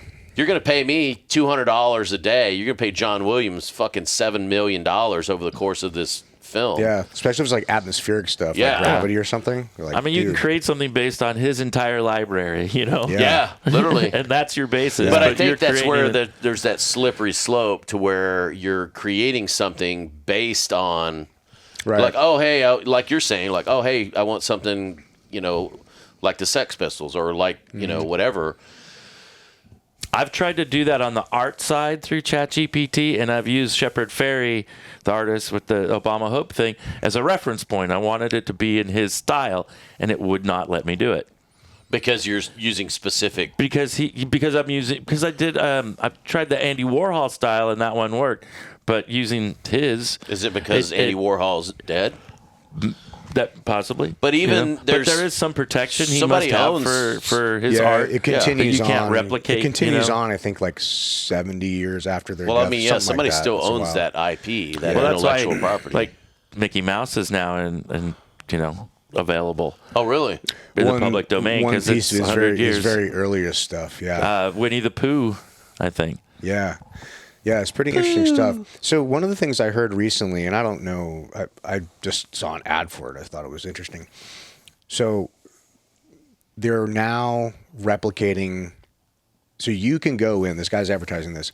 You can go into his studio. I forget where he's at, like Texas or something. Spend like 4 hours, and they basically shoot you in all these, you know, angles and what's it called? They do the blue dots on you, Kevin, and the Motion capture. Mocap. yeah, they basically do motion capture on you, and then they also feed it all your previous. So this works for like a lot of people, but in my case, I think the ad I was getting was for like entrepreneurship stuff. Or if you have like if you're Alex Hormozy, right, where you have this volume of work that you've done and put out on video and all this shit, you can plug that into the AI, and you can have it basically act as you. So now you've got this person. So now you can imagine the content that you can replicate. Like, hey, instead of you shooting a video on this topic, like, hey, create me a video with me, my voice, how I would say it, all of the data I want to do on this. So you can create a library of all this shit based on your previous work for a fraction of, you know, of any fucking cost. And then also, sidebar to that is that what I've heard also from, I don't know if this is I don't know which theme this was. I don't know if it's acting theme or whatever, but essentially now you can take, or they're talking about having AI rights to like Tom Cruise, right? Yeah. Like say Tom Cruise ages out of certain roles or whatever. You could, in theory, now license Tom Cruise as a 35-year-old and keep a Tom Cruise franchise going for 100 fucking years. Yeah. Just based on that. He doesn't ever have to do anything. So it's kind of like once you build up this real world thing in a body of work that's trainable for the LM. Well, I mean, they have that facial replacement technology, and I think that goes back to. But then you get royalties off it instead of actually doing it. Yeah, and I think that's again that slippery slope to where once they start allowing a certain amount of AI stuff to be made and produced in the world, I think as long as you're paying the intellectual property, the people that own that, I don't know that that's fine. I don't know that that's necessarily just okay, because at some point, like, where does it stop? I guess. Think about this. I was thinking about this with Disney the other day. What if you had, because everybody was pissed about the ending of Game of Thrones. No. Yeah. Were they? I never watched it. Oh, really? Oh, That's okay. Phenomenal show. But it was fantastic. You haven't seen it either? I saw the whole series of Game of Thrones until the very last season. That was the worst one. The last season, I got like 2 or 3 episodes in, and I was just like, dude, this it's is terrible. fucking horrible. Because they went away from the original guy's writing, because I don't think you finished. Anyway, there was some bullshit with it. But basically, what about this? What if you could take a story like that, and the viewer is almost like a choose your own adventure thing, where instead Those of are rad, dude. right, but instead of every viewer has their own alternate ending. So instead of somebody in the beginning, like killing this guy or not killing him. Now you have two totally divergent storylines where you watch a story where you kill the guy, or your buddy watches Choose your own adventure. Well, choose your own adventure on this thing, because you can literally create the story as you go, almost like you're living this life in an avatar. You're watching it. I mean, that's a very good point. And I think somewhere they've done that, either a video game, definitely not a film. There was a movie, I believe, recently that had some kind of a thing like that. Well, they've done a lot of alternate endings before, Yeah. but like you can't have like an infinite number of choose your own adventures. But that would be that's a impossible. pretty fucking amazing concept because, dude, I love those books. Like, I used to read, believe it or not, I used to read a lot when I was a kid. And or not. yeah, no, seriously, I used to read a lot. And, dude, I love those books. Those fucking books were so amazing. And the ones that got me, too, was because you would read it, and then you go, oh, I want a different story. You're like, I wonder what happens if I go Exactly. this versus this. So I'd go back and reread it, and some of the ones were, you'd be like, oh, I took this path last time. I'm going to take this path. And you go, oh, I'm going to, if you want this, go to page 36. And you go to page 36, Exactly. and you start reading, you're like, blah blah blah blah blah blah. You're dead, or this could never happen, or I don't remember what the exact wording was but it was basically like you fucked up or some shit. Yeah, like, you died early. Yeah, Wah, wah, wah. yeah. But it was Yeah. like, fuck, man, I can't even put it into words. But I do think that would be an amazing concept, especially. Yeah. I mean, I don't even know what I think. Maybe the perfect platform or movie for that would be like Clue, the fucking board game Clue, and they did make that into a movie. Did they? Okay. Oh, Yeah, but probably before you were born. yeah, no, it Sometime in the 70s. that's definitely a movie, and I'm pretty sure they had a bunch of different alternate endings. And depending on what part of the country you're in, I want to say they had different.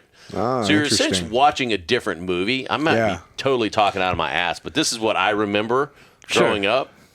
What is about like, Smell-O-Vision? You remember Yeah, it's the Smell-O-Vision? The Mandela effect. Movie, Smell-O-Vision you'd get like a scratch and sniff card, and then there would be a little note on the film, and then you're supposed to scratch it.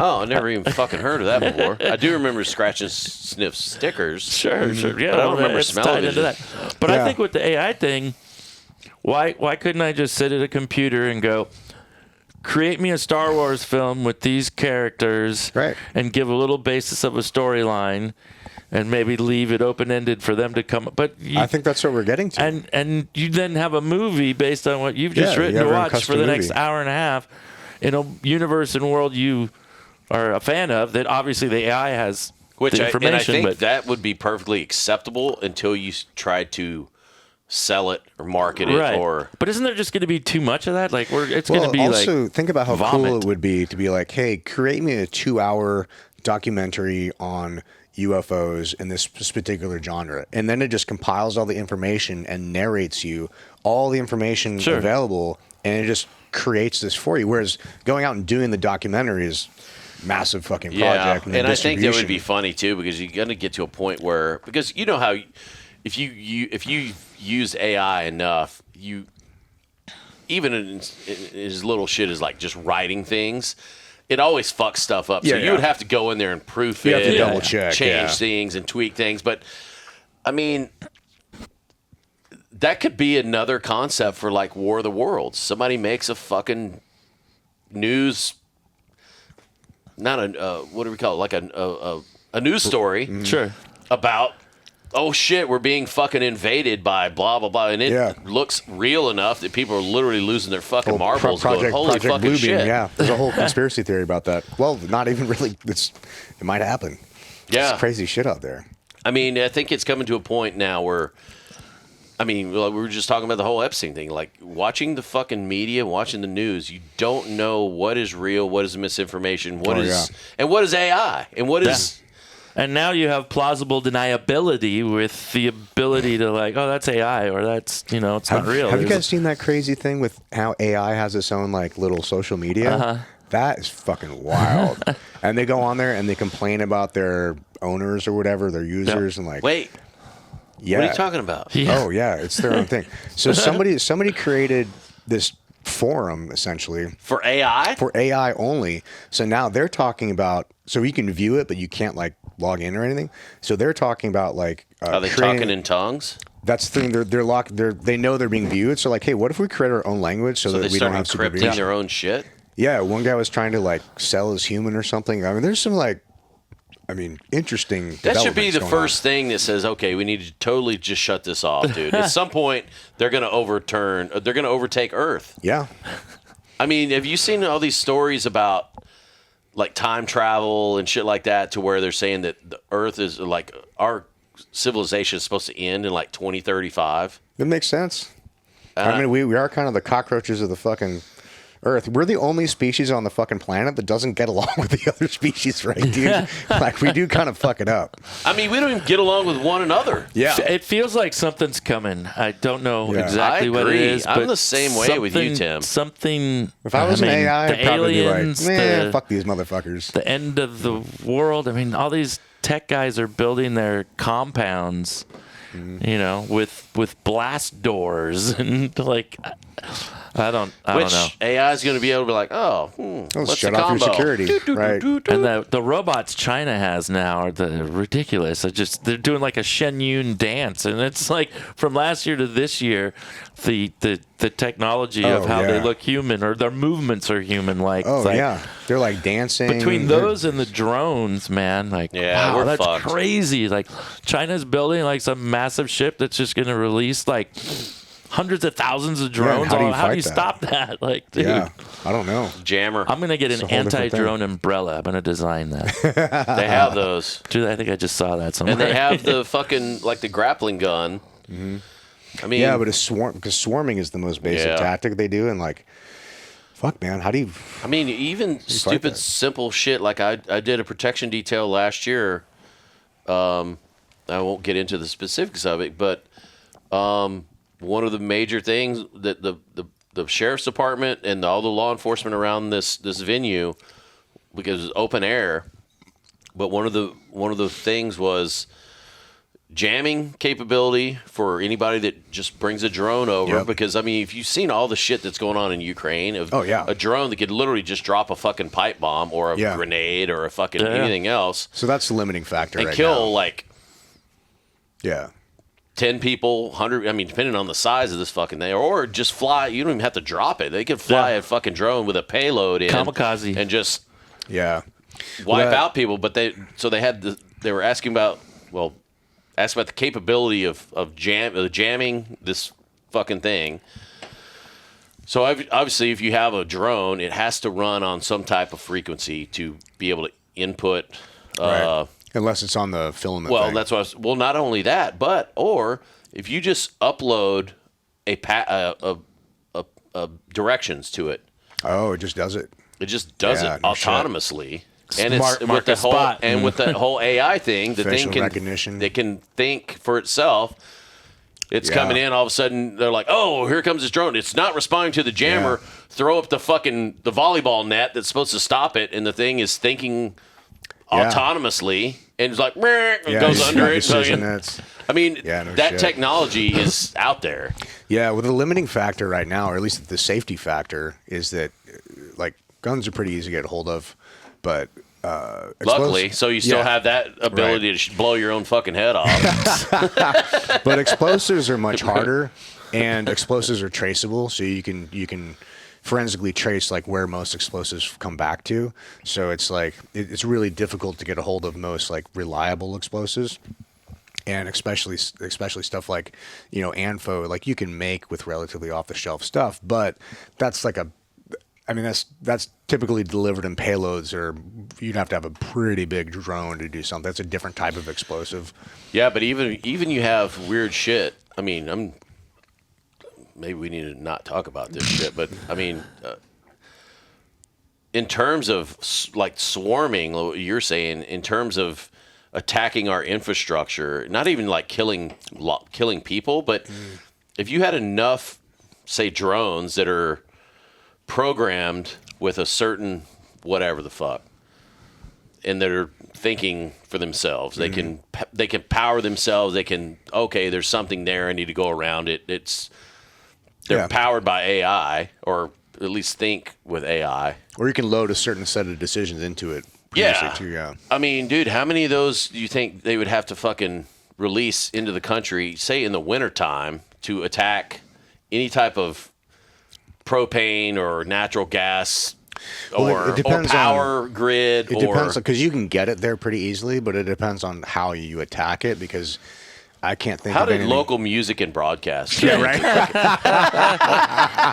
Tim's like, No you shit. motherfuckers. Yeah. It's all fascinating. Yeah, It's yeah. the world we live in now. You guys want to take a break? I gotta pee real quick. Yeah. Sorry. Sure. Probably a good time to stop. Think so. White Boots! Bazinga. All right, we're back in. Bazinga. So, that's an interesting conversation arc from from all this shit to But the it is bands weird, at like- Disneyland to AI. Yeah, I mean, talking about how AI is kind of capitalizing on. Well, they say that in 18 months, like, white-collar jobs are going to be non-existent from AI. So those mid-level white-collar jobs, accounting, a lot of the stuff, I mean, it's going to affect not just what we view, but, like, everything around us. What It's gonna about, be- like, what are fucking people gonna do? taxes and shit? Yeah. Is AI going to take over, like, your tax preparation? And People are already using it for that. well, how and what level can you go, hey, I don't want to pay any taxes. How do I do it? How do you prepare my shit?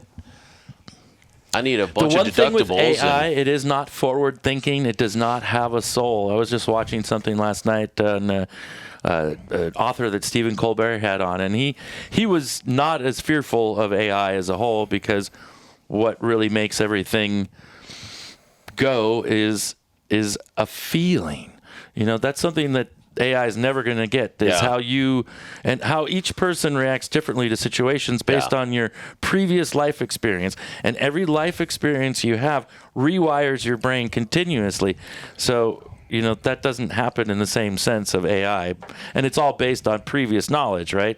So the problem is, though, that people are relying on the AI so much that they're not using their own brains. So the younger generation now, they're saying basically is one of the first generations not to be smarter than the previous generation. Yeah. There's a stagnant thing happening, and that's when you start to rely on all these tools, I guess, and you're not using your own critical thinking. Well, I mean, even myself going around, like I remember growing up and driving around before the internet, and like you had to like actually pay attention and figure out where the fuck you're going and get like maps, and like you had to plan ahead, man.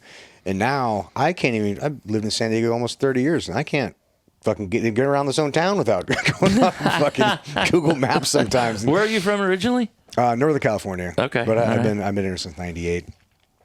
But yeah, man, I think there is a case to be made that I think you're just making it easier in certain ways, and the mind is a muscle, and if you don't exercise it, it's going to atrophy a little bit.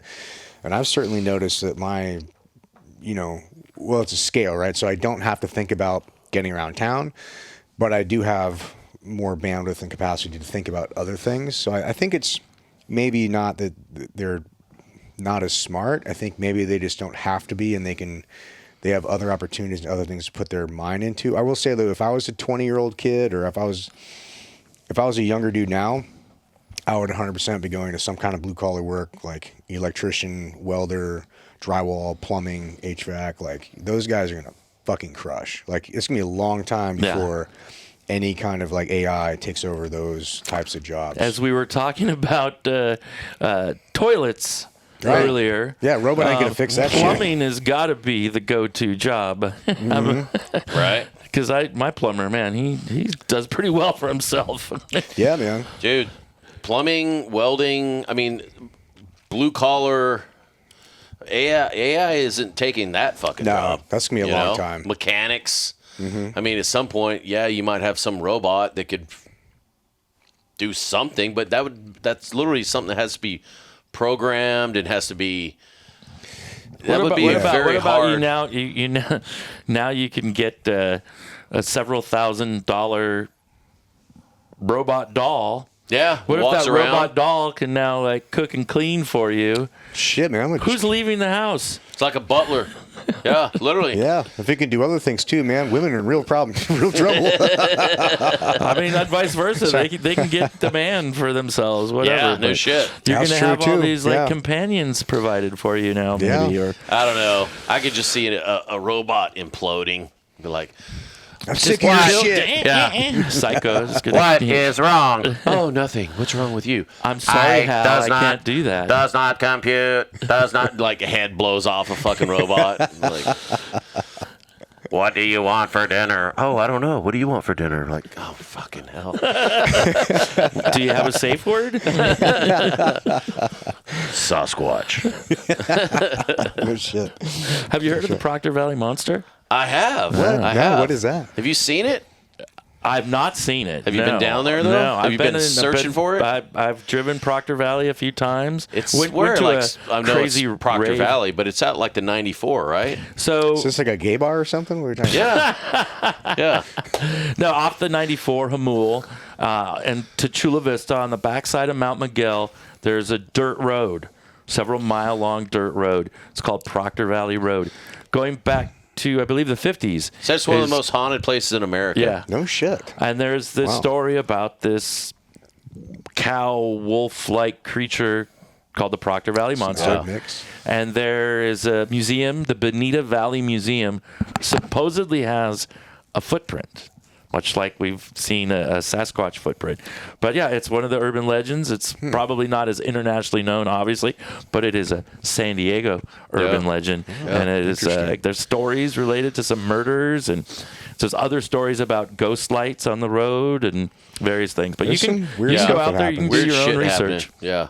Weird stuff for sure. Proctor Valley There's something Monster. about you park your car and put it in neutral or something. Is that the same one or is that something else?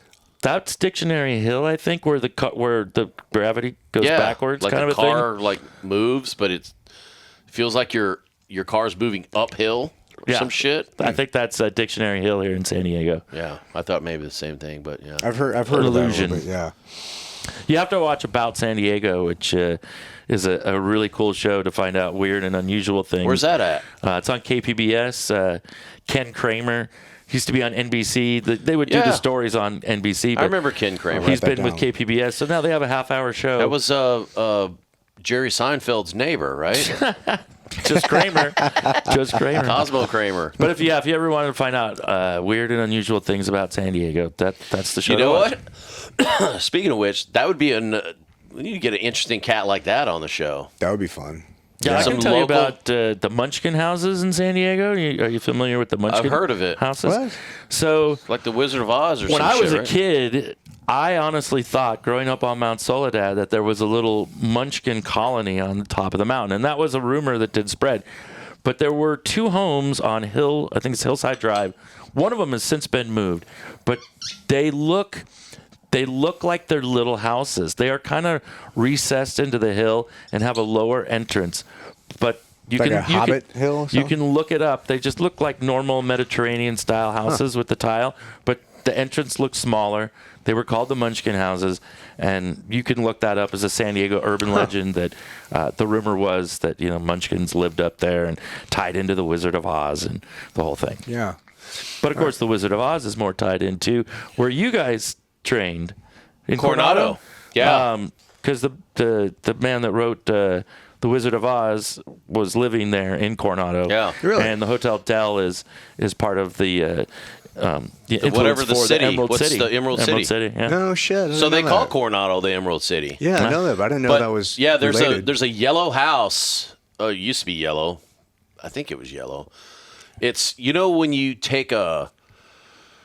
you go down Orange, literally right across from McPee's. You take a right and there's Shea. Yeah, there's a kind of courthouse looking building over there. Well, no, you take a right and there's the restaurant Shea Loma. Yeah, I think so, yeah. You take a right, and I think it's on that same road. You drive down that road, and it actually comes to kind of like a roundabout, but there's like a circle. Yeah. Behind all that stuff, yeah. Yeah, there's a circle. Well, one of the houses to the left of that, like it's on that circle.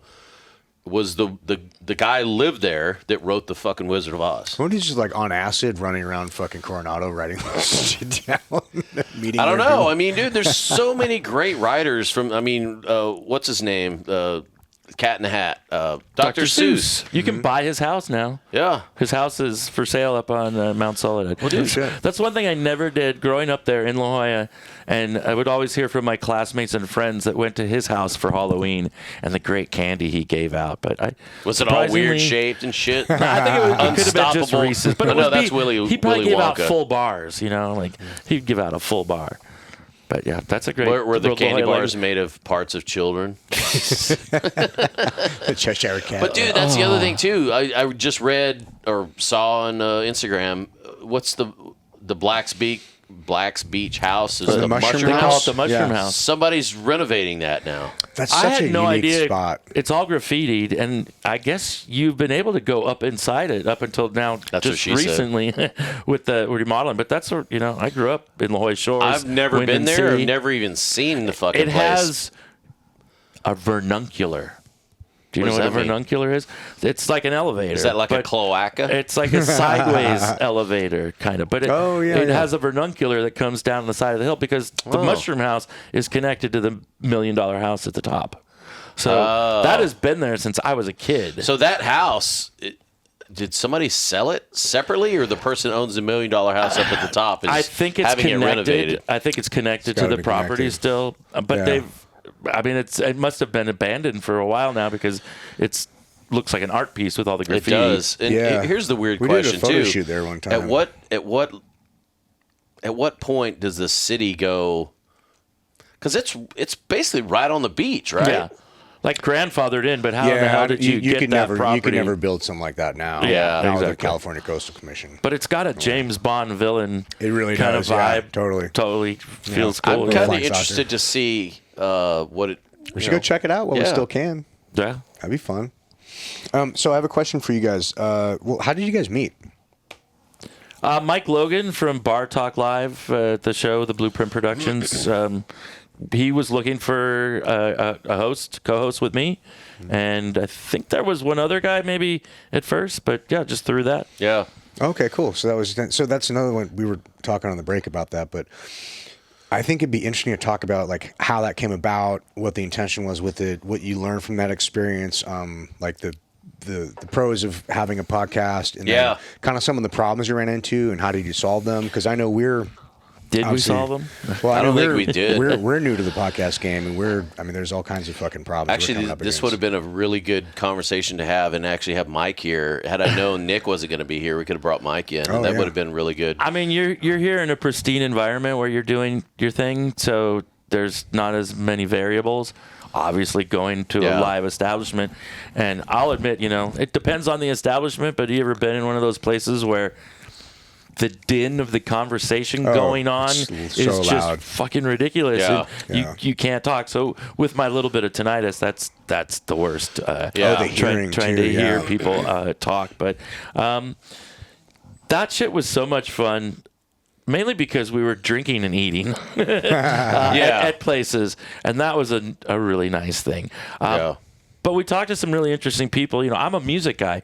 That's really all I want to talk about. Oh, besides myself. Yeah. But music. I want to talk music. So through that, we were talking to all kinds of different people. I mean, who Yeah. was the dude that worked for the helmet company? Nick. So we Oh, did Nick, yeah. So look to your right. We did a whole episode Yeah, he was with on him. ours too, yeah. and we talking shot it at about- McPee's. Yeah. So how crazy is that? But like Bullies, going to some of these places, that was really cool. Probably Bullies is one of my favorite locations, just because it's a cool spot. an icon. But McGregor's was fun. You been to Bullies? I know the name. I keep conflating it with the bullpen, which is different. Yeah, way different. Bullies is legendary because I think they're celebrating 55 years. They used to wow. have one in in Del Mar. Yeah. There used to be one in La Jolla. Super popular. They just have the one now, but with its proximity to what was Jack Murphy, it has all this great history with the sports guys that would yeah. come, and that was the Yeah. bar. It was it's got the it's a hardwood looking cool bar, that's like very a cool. classic looking bar, and then they've got the meats. So Yeah, it's they a would great bring spot. a lot of. They have a lot of very cool sports history memorabilia from, the early Jack Murphy days. Don Coryell, very the coach, cool. Yeah. would go hang out, maybe pregame even. I gotta check that out. I love bars Yeah. like that. It's a good Yeah. one, and it's right off Mission Valley in Texas. Oh, Bullies. Yes, I have been to that one. Yeah. Yeah, that is a very old school vibe. Yeah. Yeah. Yeah. We're Yeah, bummed it's, about. There was so where the Lafayette Hotel is, that beautiful hotel that we've been going there for decades. When it wasn't so nice, not the hip. Yeah, somebody new just spot. renovated it. I don't know They who spent it was, but billions or millions of dollars. But back in the day, we used to go to Livewire, which is a great bar. It's kind of a punk rock bar, kind of like talking about the Pink Panther earlier. Once the music, we had the Casbah. That's a music venue.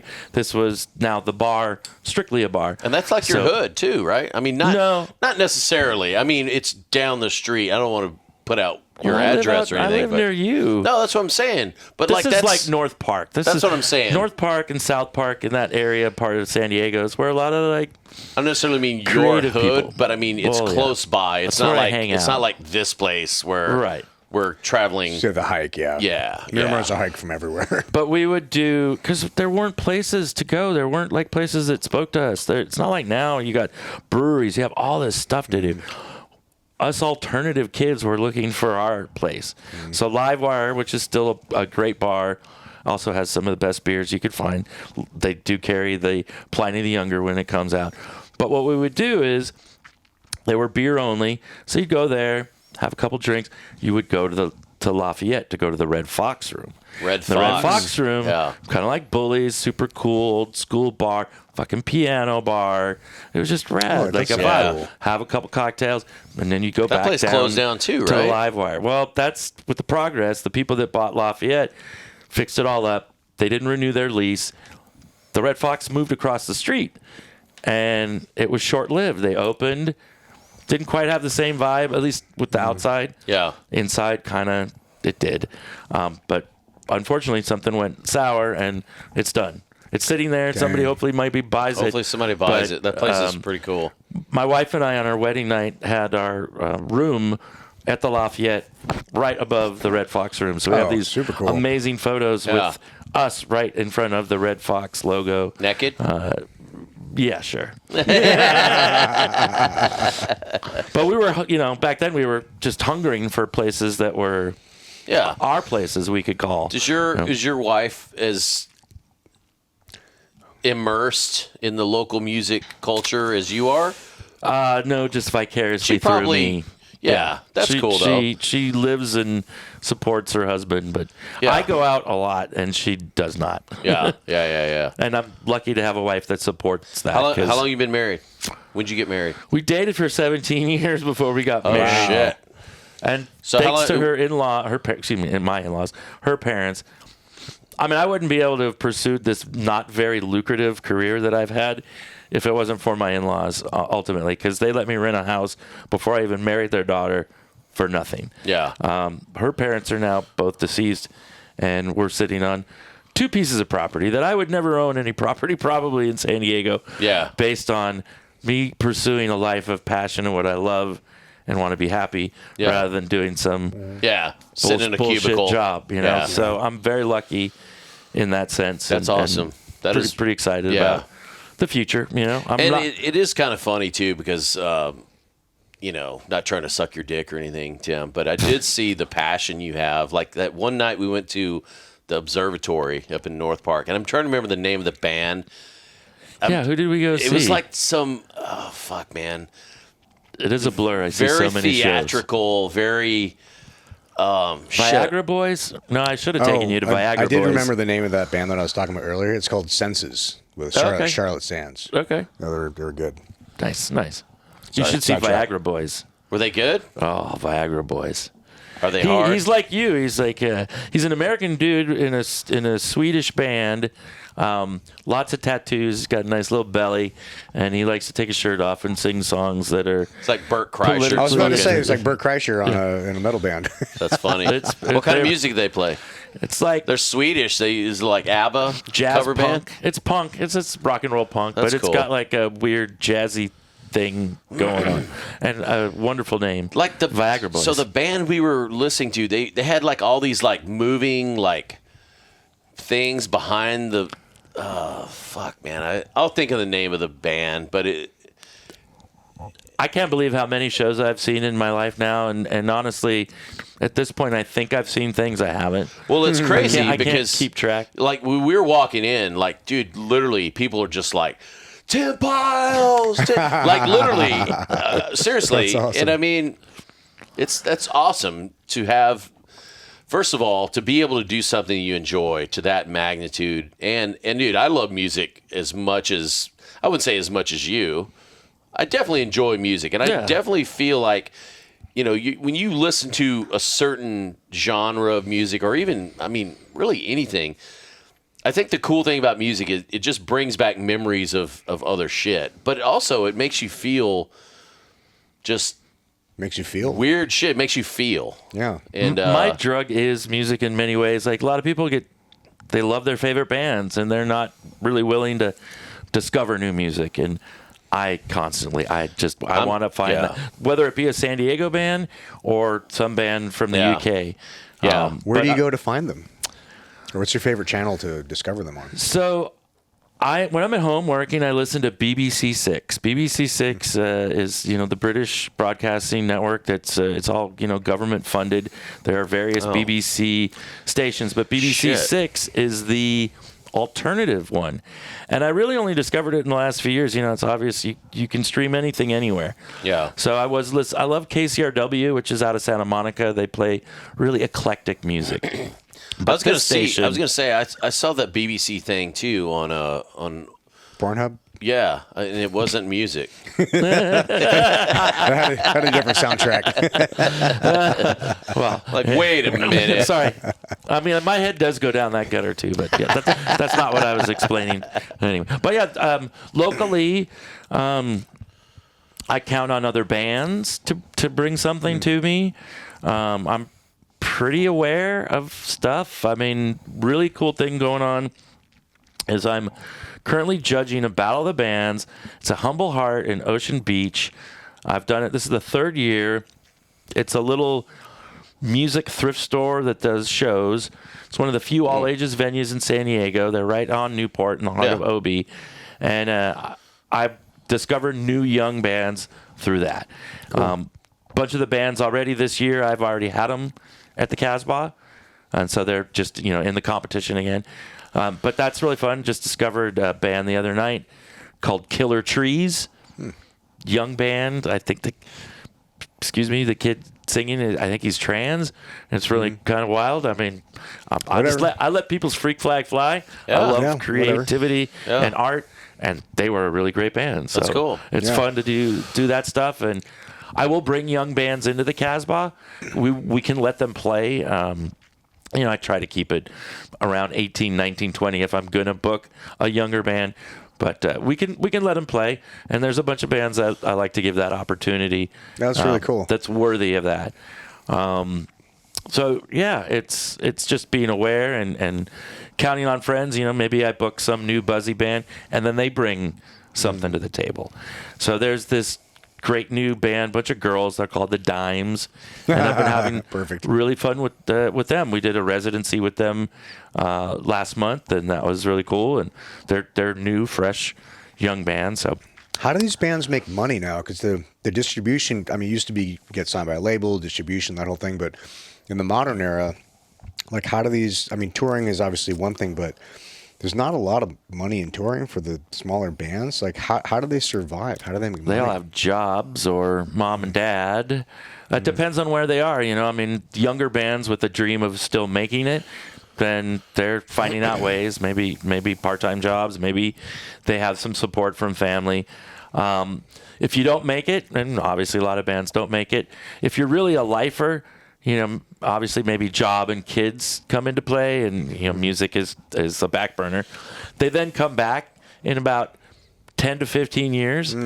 Since I've been around long enough now to do this, You've seen the cycles, I've seen a little bit of a cycle where people come back, and, you know, maybe the dream isn't about touring and getting signed, but there's still a big part of the local music community. And Did you get this from Mike? Yeah, I did. I really have an issue with cover and tribute bands, but I really? like Mike. What is Wow. it? So the audience. It's knows? a show happening at McGuffey's, which I didn't know that McGuffey's. It used to be Navajo Live. Yeah, it used to be Navajo Live on Navajo, or It should be on Navajo, right? yeah, it is on. Jesus Christ, It's called Navajo I'm losing Live, my so- fucking or mind. it was. Yeah, it's almost on Navajo and Lake Murray. It's kind of in my hood. It used to be Navajo Live. Before that, it was like a Second Wind, like Yeah. 35 or something, because there's been so many Second Wind bars and. And it was just a neighborhood bar Yeah. before that for a long time, like But a Pal it's Joey's yeah, or something. yeah, exactly. But it's a band called Parallel Universe. It says Red Hot Chili Peppers tribute, American Idiots, Green Day tribute, So it's a Red Hot Chili Peppers and Green Day Yeah. tribute bands. and American Idiots. American Idiots is an Or is that that's the Green second Day. band? That's Yeah, it's a Green Day tribute band, American yeah. Idiot Oh, it's is two different bands. Yeah. One's a It's Green Day gotta tribute be. band and one's a Chili Peppers tribute Okay, band. it's a very confusing. And Mike Logan's nephew is in the, Is the drummer of one Green of Day them. tribute band. And I Oh, okay. don't go see a lot of cover and tribute bands because I want to see Yeah. new Well, original bands. well, Anyway, except- it's February except for 28th, Steel Panther. 2026. Yes. Plug Mike Logan's nephew's band. Please do.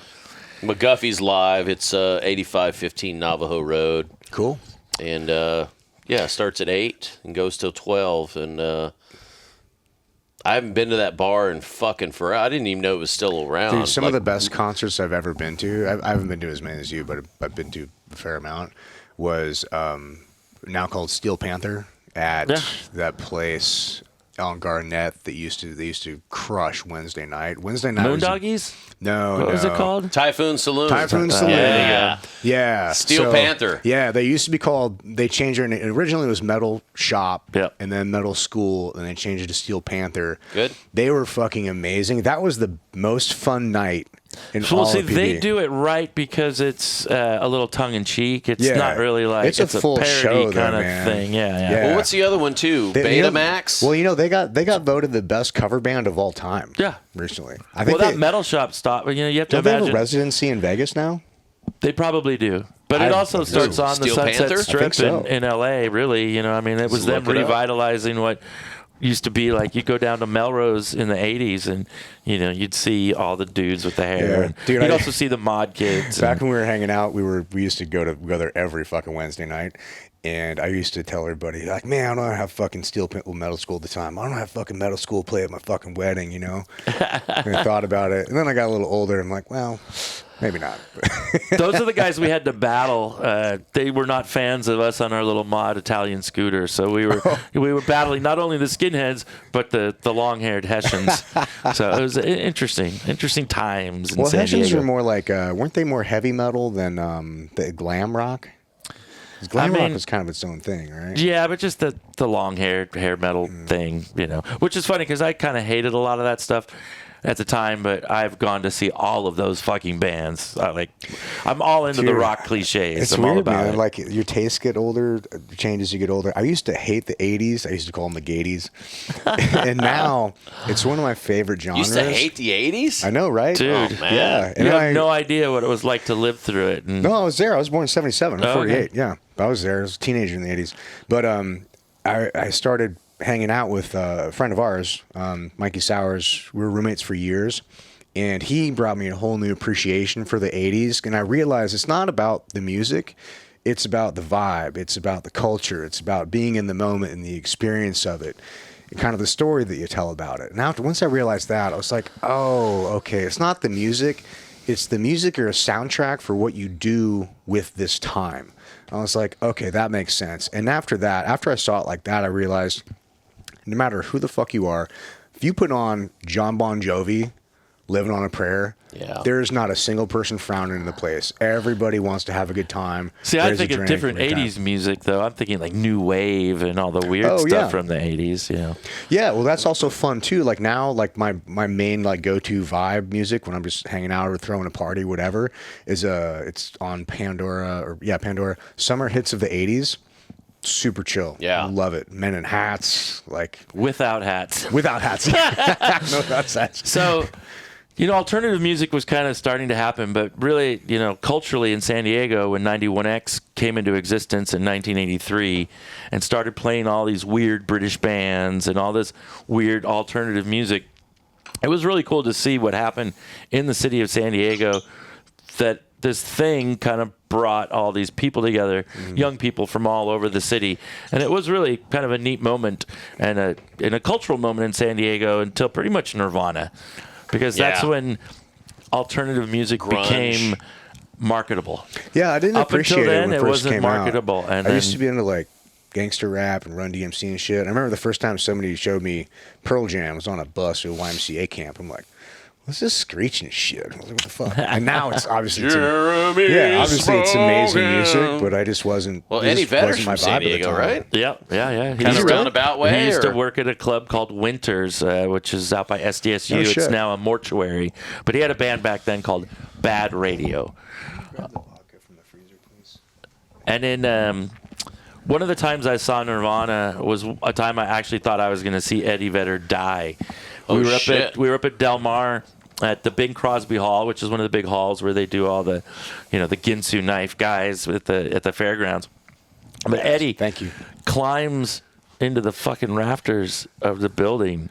And I've seen him do that on something. I don't know if that was a show, but I don't think he broke the plumbing, but plumbing got broken, so there was water all over. Anyway, we thought was it a white pipe or a black pipe? It was a white pipe. Oh, that's better. But yeah, he survived obviously, and that was a great time. Just Nirvana, Chili Peppers, and Pearl Jam, in that moment in 1991. Yeah, pretty big deal. It's funny, because music is closely parallel with fashion. Things change and things are cyclical, right?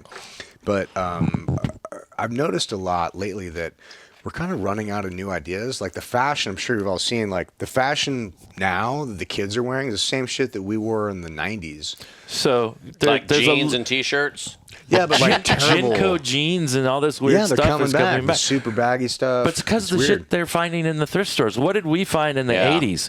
We found stuff from the 70s and 60s maybe in the thrift stores. Yeah. The 70s are totally different. Yeah. Things from decades. Because, the 60s are distinct style. 70s, 80s. 70s, 80s are very distinct style. 90s were kind of, maybe that's just my age, but 90s felt pretty normal, Wasn't too crazy. It's kind of cringe. I just saw the baggy stuff. A lot of baggy stuff. But then the 2000s were kind of lost era. You had low-rise jeans and shit, but it's getting diluted, right? It's not as distinct styles anymore. And now they're definitely pulling from. Now we're just recycling the same shit. And a lot of music is the same way. The only new genre that I've heard of in the last 30 fucking years was Skrillex when he created what's that? It sounds like dinosaurs fucking. Dubstep, yeah. But that's not.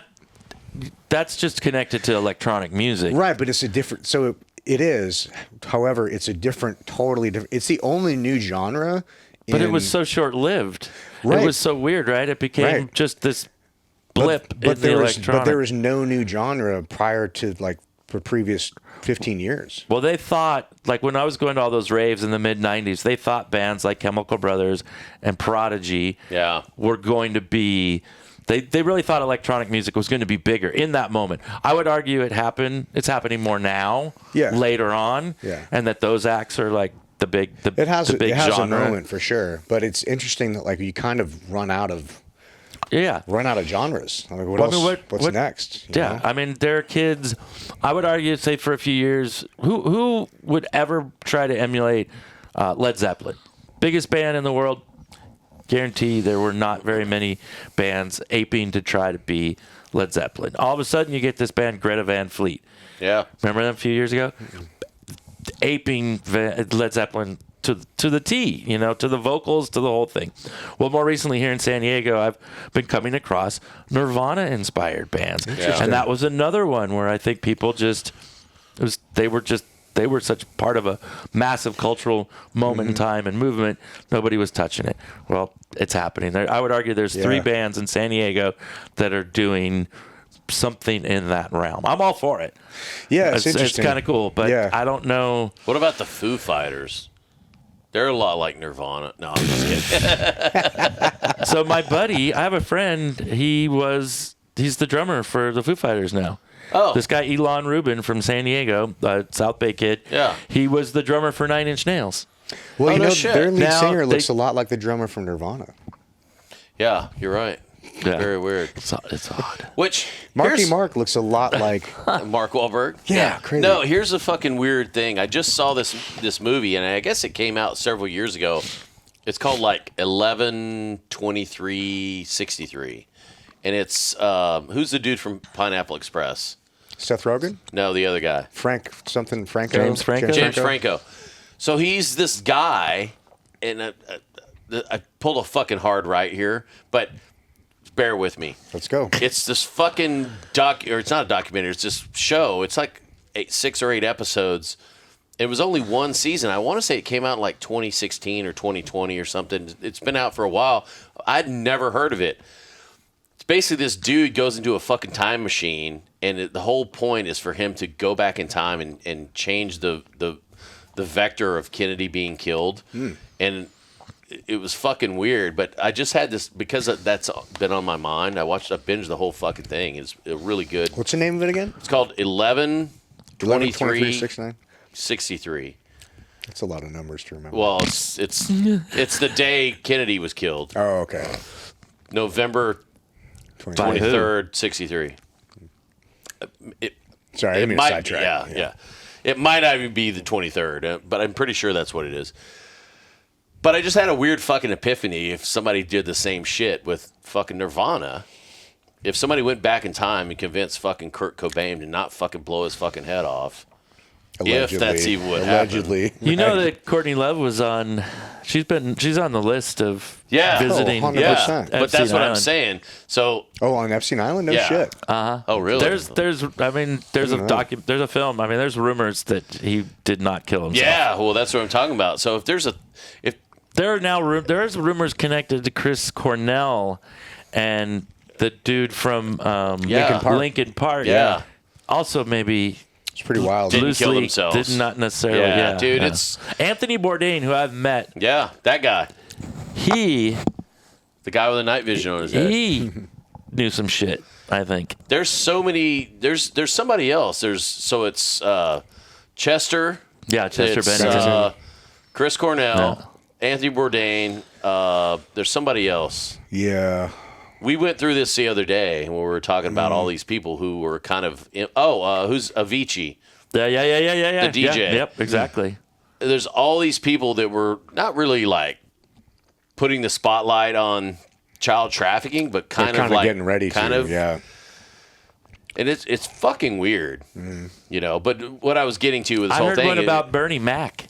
You remember that black comedian Yeah, Bernie Mac? yeah. And he died oddly too about died- pneumonia. And, like, and there, he was only like 53 yeah, too, or and there's 50 some something. stuff being mentioned. I'm like, oh wow. There's a lot of crazy. eerily, you know. Coincidental Yeah. shit. Yeah. You're like, But what I was getting to with that whole 11/23/63 thing was, imagine you made a fucking show about somebody who went back in time and convinced Kurt Cobain not to fucking kill himself or not to be killed, and there would be no Foo Fighters, there would be no Queens of the Stone Age, there would be no what's some of the other fucking shit that they have. it's interesting fucking- too. But look what we would have. You'd know? have Queens of the Stone Age. Think so? Were they Oh, yeah. related? No, they're only because later on, but their band was originally Caius, was the big band from the okay. Palm Desert area, stoner rock stuff. I thought. And then- Was there crossover with the members between those bands though? Who's the drummer from Nirvana? Well, it's just Dave. Dave played on the album. Dave on Grohl, the Queens of Dave Stone Age Grohl. album. I think I've seen him play with them okay. once. Oh, I thought but he wasn't like the. He wasn't just like a the main founding guy. member or anything. They're like just that incestuous Oh, okay. relationship. But- Yeah, kind of like I mean- Mother Love Bone and Pearl Jam. Yeah. Well, But I mean, imagine all the fucking 6 degrees of separation. I mean, how many different bands did like Chris Cornell play with, and how many different bands did fucking well, obviously Dave Grohl, but I mean, who's the other guy? God damn it. Pat Smear? No, yeah, Pap Smear. No, Pat. It's Pat Smear. Pat Smear is in Foo Fighters. He was also in a legendary punk band called The Germs. No, who's the yeah. guy that plays guitar? Jesus? Also, their bass player, their guitarist, ended up being a Green Beret. System of a System of a Down System of or a Down? some shit, or no, not System of a Down. Rage Against the Machine. Who played? I don't know. There's a guitar player that's played for a bunch of different. Mm-hmm. I don't know. It's not the Green Beret, the Ranger. Jason. Freeman. What is or that guy's something? name? I don't know. Anyways, doesn't matter. What's your point? We're kind of getting I off don't on a know. tangent. We don't really have a point. I just thought that would be an excellent show to make about somebody going back in time and keeping Kurt.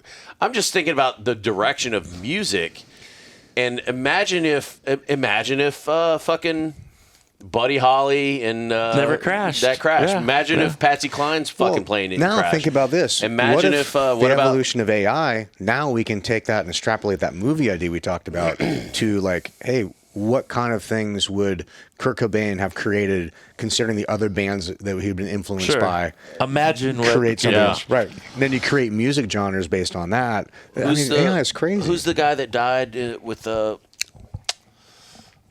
God damn it! kind of band was he in? Van Zant, Little Steven? the guy that died in the no, fucking he's still alive. plane crash. Buddy Holly? Leonard Skinner. Skinner. Leonard Skinner. That is not a person. That was a no, band. no. But they had a band. I think only Leonard died. Most of the band died in that. You in know that who their tragedy. band is named after, right? The PE teacher, whose No. name was Leonard Skinner. They named their band after the fucking PE teacher or some That's shit. That awesome. was like a complete asshole or some shit. But imagine another weird tidbit of the Buddy Holly, Richie Valens, Big Bopper, that plane that crashed. The seat that was given up for Richie Valens to get on that plane when it crashed, the person that was literally on that plane was fucking Waylon Jennings. No shit. Waylon Jennings was the guitar player for Buddy? Big Buddy Bopper? Holly. Must have been Buddy Holly. Well, also too, think about like wasn't Fucking it Tim's like, say it, bitch. wasn't it Hemingway that got in like 2 plane crashes in 2 days, and everybody thought he was dead? I'm like, what if he had died? You know, we wouldn't have all. He wouldn't have had to blow his head off later. I'm a little irritated. I don't know if it's because I'm working on this show, but Yes. maybe something on my algorithm has changed, and I'm seeing a bunch of weird conspiracy type stuff all of a sudden. I don't remember really showing up before, and just things that are feeding. You're talking on your Instagram Yeah, algorithm. yeah. I just rechanged mine No. because it was getting. How do you do that? I know there's some setting I don't know, but you can totally rechange. I'm so glad I did. Dude, my shit was like that for a while too, in the last like week and a half, to where everything was fucking weird, and I'm like, do not want to see, do not want to see, do not Yeah, want to and see. it keeps showing you shit. And the stuff that I searched, like, hey, show me more Toyota Land Cruisers 100 series, like 1 every 100. I'm like, motherfucker, this is what I want to see. But It it's keeps- the stuff like there's some dude that supposedly invented a time machine that keeps showing up in my feed, and just weird. I see that stuff. too. The stuff about Antarctica. There's some guy, a live streamer, and he's up at the Antarctica, and all of a sudden he gets approached. You mean down? Yeah. Sorry. And they like take his phone and like, you know, Yeah. what is Like a what do you phone's gonna guys work know? there. I mean, you guys know something. No. No. That's Nah. what you would think, but No, the only thing you learn in the military is how incompetent the government really is. yeah, Yeah. no shit. That's the shit that I used to think until I started seeing a lot more conspiracy shit with 9/11. I'm like, fuck, maybe they do have a I mean, fucking the point. with some of Epstein this shit, files dude. has made me rethink Everything. a lot of things I've seen in my entire life, including Kennedy. Now, you know, like Yeah. Well, they basically they're just saying They stuff basically now. came out and said I like- that Kennedy was killed by the CIA. Yeah. Right. And nobody even batted a And fucking Marilyn- eye. America's and just like, Marilyn well, we Monroe, kind of 'cause figured Everybody's it. like, yeah, he's, I mean, are we just at that Well, then- point where the information is too much and Well, people don't know what Bobby to do? as well that went down in that plane. Who? What was his son's name? The senator Kennedy. No, JFK Jr. Yeah, JFK Jr. went down that plane and was like, oh, well, I guess the autopilot wasn't working. Everybody passed out randomly and fucking died. Dude, Like, no, bro. He was flying the plane. It was like a small plane, wasn't it? He small was power actually plane. running for the Senate. And there's a documentary out right now. Who was he about running them. against? No. Hillary. Yeah, no shit. How Wow. fucking weird is that? I mean, there's conspiracy Weird theories all coincidences. over the fucking place. Definitely But, dude, coincidence. But what it's- we're seeing is it's not a red or blue thing. It's like most men It's of a- power, it's- especially it's- these nerdy Yeah. men. Bill Gates The SDT story is just hilarious. That's funny, dude. What was the Yeah. STD story? He was trying to get Epstein to get him STD drugs that he could slip into his wife's food or drink so he wouldn't.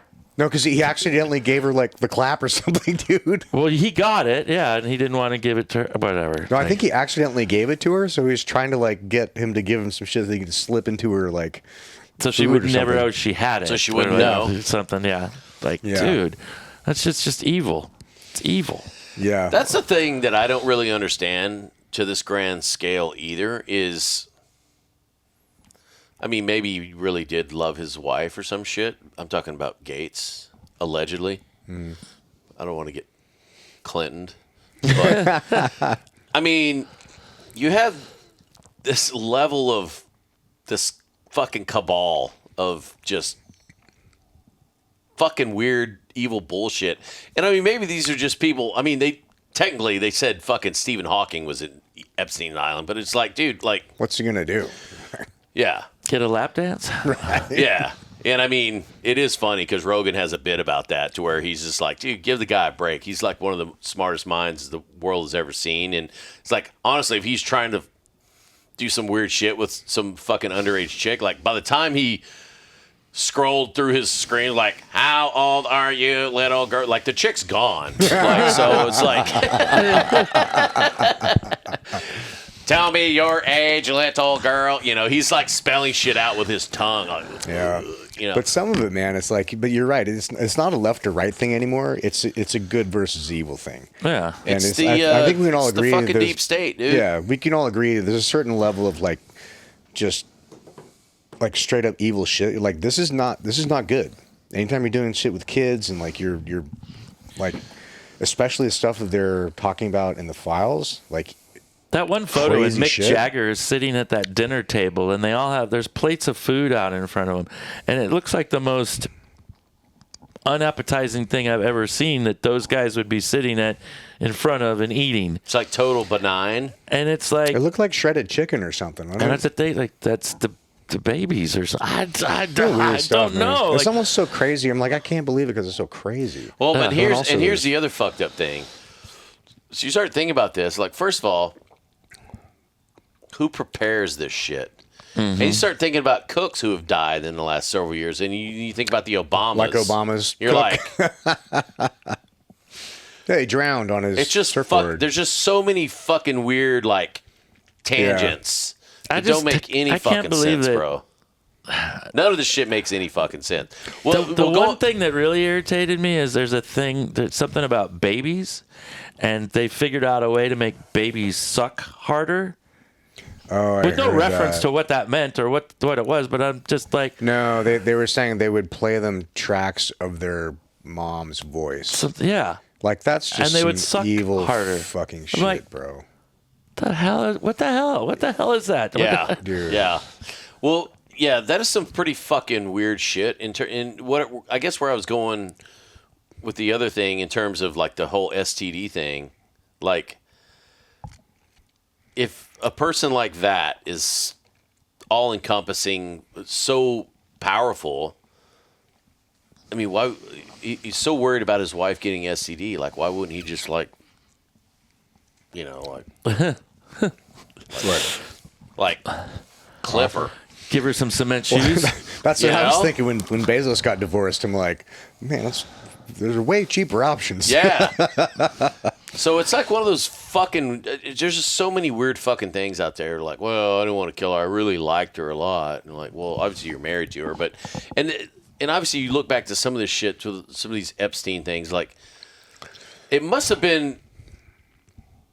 And I'm kind of guesstimating, but these motherfuckers live their lives, and then like it's like this one weekend a year that they go out and just lose their entire fucking marbles and eat fucking babies and do stupid shit. Or it's this other shit to where you see the fact that they're eating this weird shit, and you get into the whole rabbit hole of like the blood with this has the adrenochrome. Adrenochrome. That they torture the kids to make the adrenochrome Yeah. There's rise. some crazy stuff. man. What? you're just like, what in the fuck is going on? And then you go back to like trying to figure out if any of this shit's real. I mean, I'm sure some of it's real, and then you got you got the truth, and you got the lies, and then you get somewhere in between to where it's like. I think they know completely what they're doing, the way they're releasing the information slowly, the thing about the alien stuff getting released a little by little. We're already overwhelmed. Yeah. Like, if they unleashed all of it at once, you know. So I think it'd be great, man. Like, fuck it. Like, that's what I wanted, this whole thing. Like, burn the whole fucking thing down. Who are the first people to get shivved in prison? Generally pedophiles, right? Don't they get taken out pretty much? And we're finding out our entire infrastructure of government is like led by pedophiles. To point the finger, Pizzagate over there, Pizzagate over there. Meanwhile, they're running Pizzagate. Yeah. Oh, Pizzagate's fraud. That's not. Meanwhile, the guy who was running it got, like the guy who debunked Pizzagate, got fucking put in prison for pedo shit. Dude, so I that brings up a whole nother level of bullshit. I saw this thing on Instagram where there was a reel from, I guess, the Oscars or the Grammys or something, Emmys, one of the shows. One of the award shows, yeah. Ellen DeGeneres was the host, and she's walking down the aisle. She's talking to all the people. It's like, oh, hey, how are you doing? And she goes, hey, I'm really hungry. I was thinking about ordering some pizza.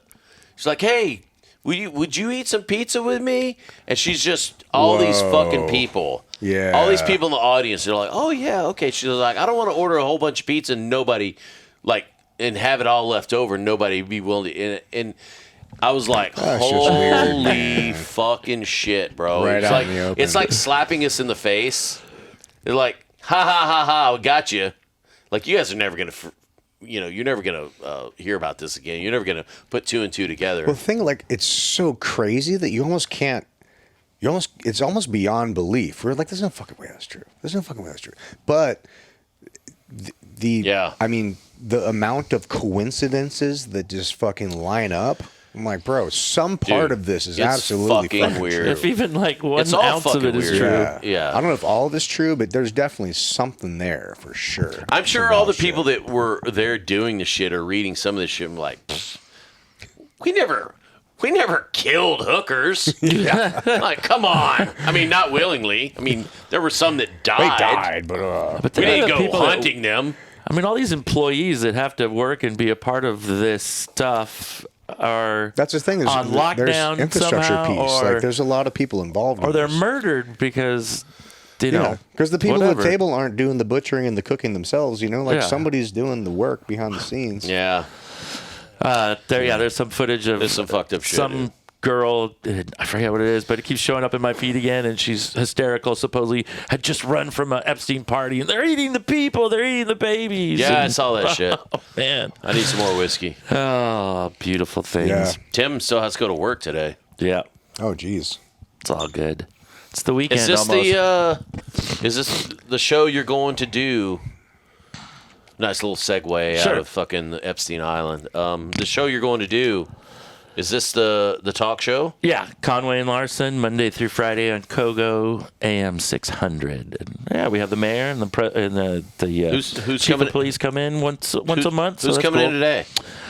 Today it will just be us. We might have some callers. Okay. Generally, we don't have live guests in the studio except for the chief of police and the mayor. Those are good people to have in the studio. But yeah, we take phone calls from. Just depends on how long's the show typically. 2 hours. Okay. 6 to 8. That's cool. And it's it's conservative talk radio. Again, it's not really my thing. I've just never really listened to talk radio personally. Yeah, Definitely not conservative talk radio, but I do insert myself and get involved a little bit. Well, that's the important piece about it, though. You got to have a balance of communication. If you live in an echo chamber and you never hear the opposite side, then you're just reinforcing everything that you think is right, which may not actually be right. Yeah. Like I've got a really good friend of mine. He's another entrepreneur, former Marine, great dude. A lot of respect for this guy, and he's pretty far left. But he also brings up some great points where I'm not on the left, more on the right, and but he does bring up some great points, and he counters me, and he's like, "Hey man, this is what do you think about this?" I'm like, "Shit, I didn't think about it that way." Yeah.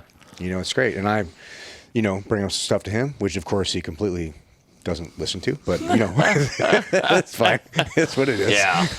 Yeah. No, it's fucking weird how I don't necessarily think I've always been far right or far. I've definitely never been far left. I'm a common sensicrat, bro. And I feel like I don't have a party. Yeah, I feel like both sides shift. Yeah, and the far right of both are equally bad. Yeah. Or so the far exactly. fringes of both. Are Yeah, exactly. Yeah. But it's fucking weird. I want to say, and I might get a lot of fucking hate for this, but I think the first national election, the first person I voted for, I actually feel like I voted for Bill Clinton over. Who is he running against? Over Bush.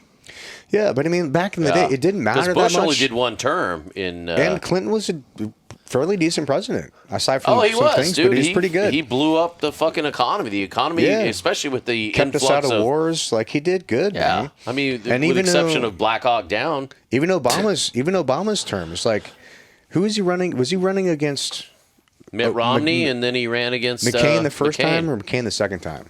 I think McCain was the first time. I think it was the first time. Yeah, and I'm like, dude, between the two of them, I'm like, yeah, I don't know which one's worse or better. Yeah, like they're both kind of who medium shit. Who? Oh, it was Bush. Bush 2 was the predecessor to Obama, right? Yeah. And then you're right. The second time he ran against Romney, who's not a great fucking pick either. So it's like, dude, Romney was not a good. Yeah. I mean, like I loved everything that Obama said. Like he's great orator. If he actually did everything he said, like, bro, you're fucking top 10 presidents Which ever. I got a ton. The problem is what he actually did Yeah. was the opposite of what he fucking said a lot of times. well, and here's some weird fucking shit too that a lot of people just. A lot of the local populace, a lot of fucking tax-paying citizens, a lot of everyone, they don't understand that you can't. It's like piloting a fucking oil tanker, man. You put a fucking president at the helm, you can't turn a ship 180. Yeah. On a fucking You dime. need a whole team to run down to the rudder. And I mean, that's all the shit, too, with like this all the governorship of California. All these people are like, oh my God, Chad Bianco, he's our savior. Or whoever the next Hilton, red governor is going to be, if it's going to be a red, or if it's going to be Katie Porter, or if it's going to be Eric Swalwell, or any of the shit. And it's like, dude, there's been a Democrat supermajority in the legislature since the 1970s. So there's been literally, and I don't know what the numbers are, but I mean, the people that vote and make law, it's been primarily Democrats. And I'm not trying to say that Democrats are necessarily bad. I think they turned around the fucking whole smog situation in California and LA. Which is good. Which went way too far, but it was well intended. I think it's a pendulum. Yeah. So you get to a point where people are like, well, if a little is good, a lot must be really good. Yeah. And then you're like, no, motherfucker, now you're chasing oil refineries out of the state. Well, that's why these billion-dollar companies are fucking leaving. That's what I'm saying. Like, what's that company? They're paying $1 billion to leave.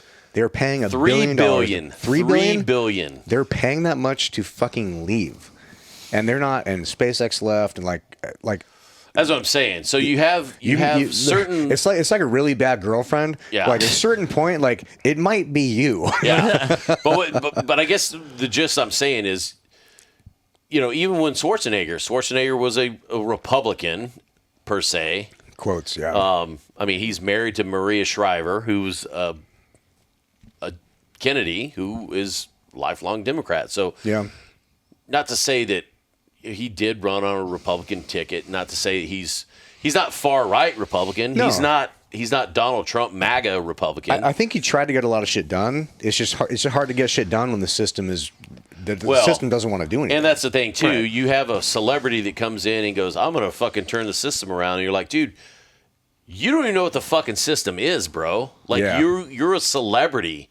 It's like you're coming into a space. It'd be like me walking into NASA going, I'm fucking flipping this bitch. And they're like, you don't even know what the fuck you're doing, bro. Like, you know. So there's a lot of that going on in terms of like, Definitely. okay, look, you can't step into a role not knowing what the fucking game is and expect to do some shit. But I see a lot of people going, "Oh my God, we need to vote Newsom out." Yeah. And it's like, yeah, I think everybody agrees that guy's a piece of shit. Well, I think most he's people done a lot agree. of fucked up shit, and I think He's almost gone. Don't worry. Just Yeah, get yeah. over it. But who's going to replace him? That's I'm the real more question. concerned about our federal government and how our whole world is being led. I mean, yeah. we realize because you see what goes on in other countries. You notice how like some high rise gets built in Dubai, and these things happen. Like we've been kind of stagnant in America, and I feel like the big problem is obviously when the constant cycling of party back and forth. Yeah. Obviously, something starts to get done, and the other party comes and puts that on hiatus.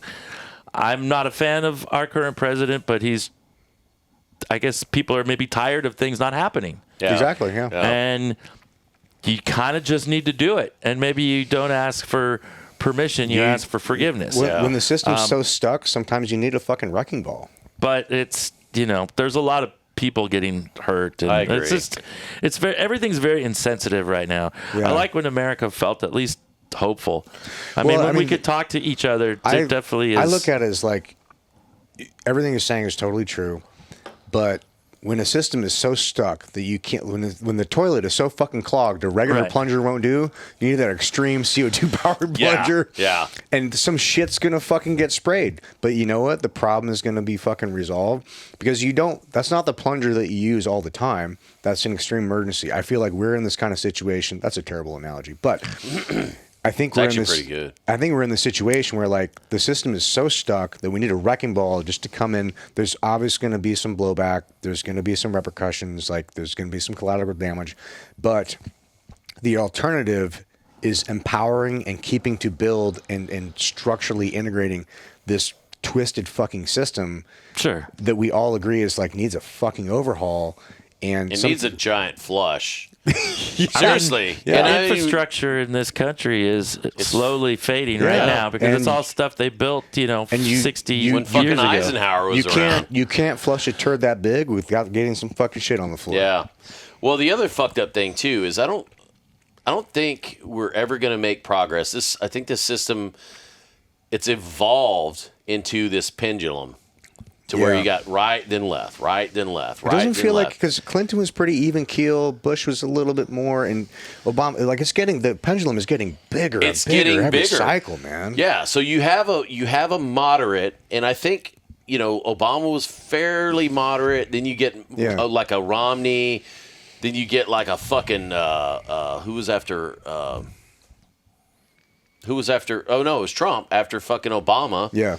Who's way more right than fucking left, and you get a populace of people who keep seeing this stagnation. You keep seeing like, You're sick of it, dude. It's the stagnation because it's like you got a person here and you got a person here, and you got a person here, and you got a person here, you got a person here, and it's, nothing gets fucking done. Yeah. Yeah, and the same thing too with the House of Representatives and the Senate. It's like, okay, maybe it's a little more blue now, maybe it's a little more red. Now it's a little more blue. Part of the way it's intended, obviously. But Yeah. like, dude, Yeah. when you have these government employees who've been employed in the same position for 30 fucking years, that's a whole other thing. You really need to make it easier to fire government employees.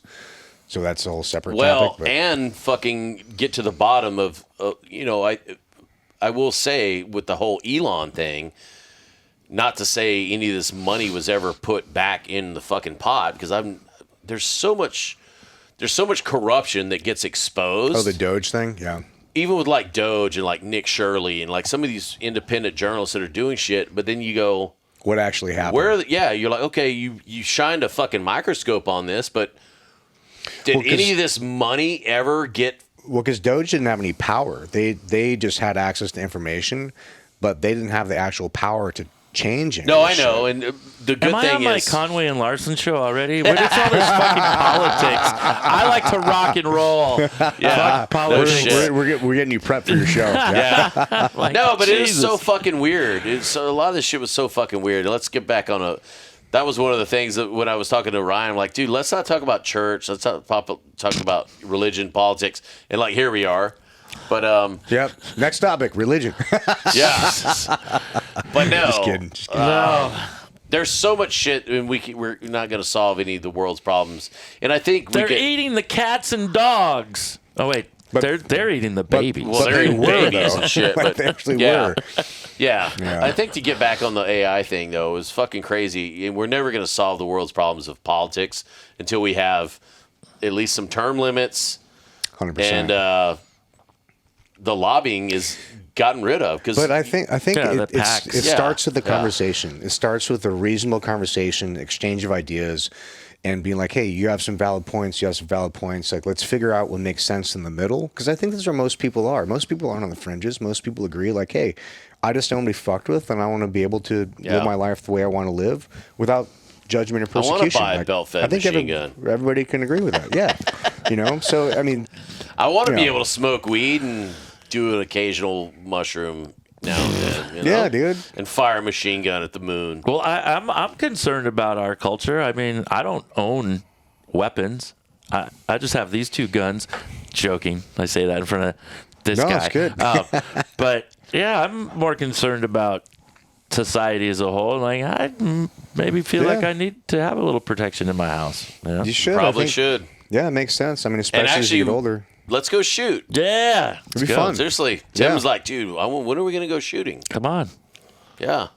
I think Got a- everybody a should at target least, already in mind. honestly, and I don't know how many, especially during COVID, when all these lockdowns were kind of, brought upon all of us, was I don't know how many people were hitting me up like, dude, let's go shoot. Like, do you have a gun I can borrow? I'm all like, You don't have one? nope. Like, but it's like, I mean, there's little you can do at that point when the government, and it wasn't even necessarily the government. A lot of it was just the local society. Society's going, hey, Yeah. why are you coming into the fucking grocery store without this fucking mask on your face? And you're like, well, Everything relies on infrastructure, and Yeah. when you don't have the infrastructure to protect you, like the only reason that we have a society, everything revolves around the threat of violence, right? And a parking ticket, for example, you wouldn't think that is a threat of violence, but it is, because what happens if you don't pay your parking ticket? Well, you get your license revoked. Or what happens if you drive without a license? Well, the cops are going to pull you. What happens if you don't want to go? Guess what? They're going to violently put you in a fucking cell until you handle the situation. So everything from a parking ticket to everything, at the end of the day, ends with a threat of violence. And so the only thing that really makes us a functioning society is our adherence to the understanding of that. Now, if that is removed, everything comes down to the threat of violence. I want this, you have it. It's you versus whatever. Sure. And the gun is a great equalizer. So once the threat of that infrastructure being removed, a lot of people felt much more vulnerable and like, oh shit, I need an equalizer, which is, I think, a very valid feeling and a smart one. Yeah. And be like, hey, look, I can't rely on the police infrastructure. I can't rely on the government infrastructure. They're busy doing whatever. It's me versus these marauders, whatever, and a gun is a fantastic equalizer. And it's one of those things too that's really overlooked. It's a lot like I've done security for a lot of fucking people, and you get to a point where your expertise as a security person starts to get overlooked, and you start getting looked on as like the bad guy. You're like, oh hey Kev, can you grab those bags? And you're like, or hey, can you grab me a drink out of the fucking thing? And you're like, and you want to go, I'm sorry, that's not my job. And you start to get overlooked as like, you're there for like that in case of war, break glass type shit. Mm-hmm. And it's like your expertise is there for a specific reason. And if I'm carrying bags out to your car, and you all of a sudden get stitched up by some fucking jackass, well, now it's like, well, aren't they making you hold all the contraband? Is that where you get those bags? You carry that. That's your carry bag, those buddy. bags. Those are the one with the dead babies. Oh God. So, but yeah, it's the same thing with a weapon. even just having a pistol in a gun safe in the back of your fucking closet, if you don't train with it, if you don't polish the dust off of it every now and then and go and practice with it, then it's useless because Well, I wouldn't say it's useless, but if you have like a decent Glock that's an easy gun to operate, point and shoot, you at least have it. You know what I mean? but what I'm saying It's is better if than a it's baseball in, bat. yeah, but what I'm saying is if it's in the I back got of one your, by the door. if it's The in bat. if it's in the fucking back of your closet on top of or buried with a bunch of shit, and No. in a lockbox. everything goes to Yeah. fucking shit. Now you're trying to fucking You get need your an easily fucking accessible safe by pistol, your you know, nightstand, 100%. or you're to the point where you're like, Yeah. did I rack the slide? Did I not rack the slide? Did Is I it put a loaded? magazine in here? And like, then by the time somebody takes the fucking gun away from you, you Yeah. have to be able to efficiently work a gun. So Yeah, for somebody absolutely. who's never shot a gun before or never owned a gun or never practiced with a gun, to just own a weapon is not. No, sorry, Yeah. I totally agree. That was when I said have a weapon, that implies like if you have a weapon and you don't know how to like at least reliably function it, Yeah. you probably should question whether you can have that weapon. Yeah. Yeah. Yeah. You should definitely not That's own the a one that weapon the if you kids can't. find in the No, house. oh my God, Yeah. no. Yeah. That when the kid walks up, like, Dad, look at this. Yeah. You're like, yeah. We're Yeah. promoting a Byrna. Are you familiar with this brand called Byrna? No, what is that? They're non-lethal. Yeah. I have weapons. I have some of their shit. They shoot like pellets, but you can also get like projectiles from them for like I have some of gases. their pepper spray Yeah, in my pepper spray, car. yeah. Really? Yeah, And I, it's you can carry it I anywhere. bought, I kind bought of thing. some. I bought some It's, less. because it's not a real. It's not a gun. I can bought think some of some less situations lethal- it might be useful for. I bought some less lethal 12 gauge fucking slugs from Byrna. Yeah.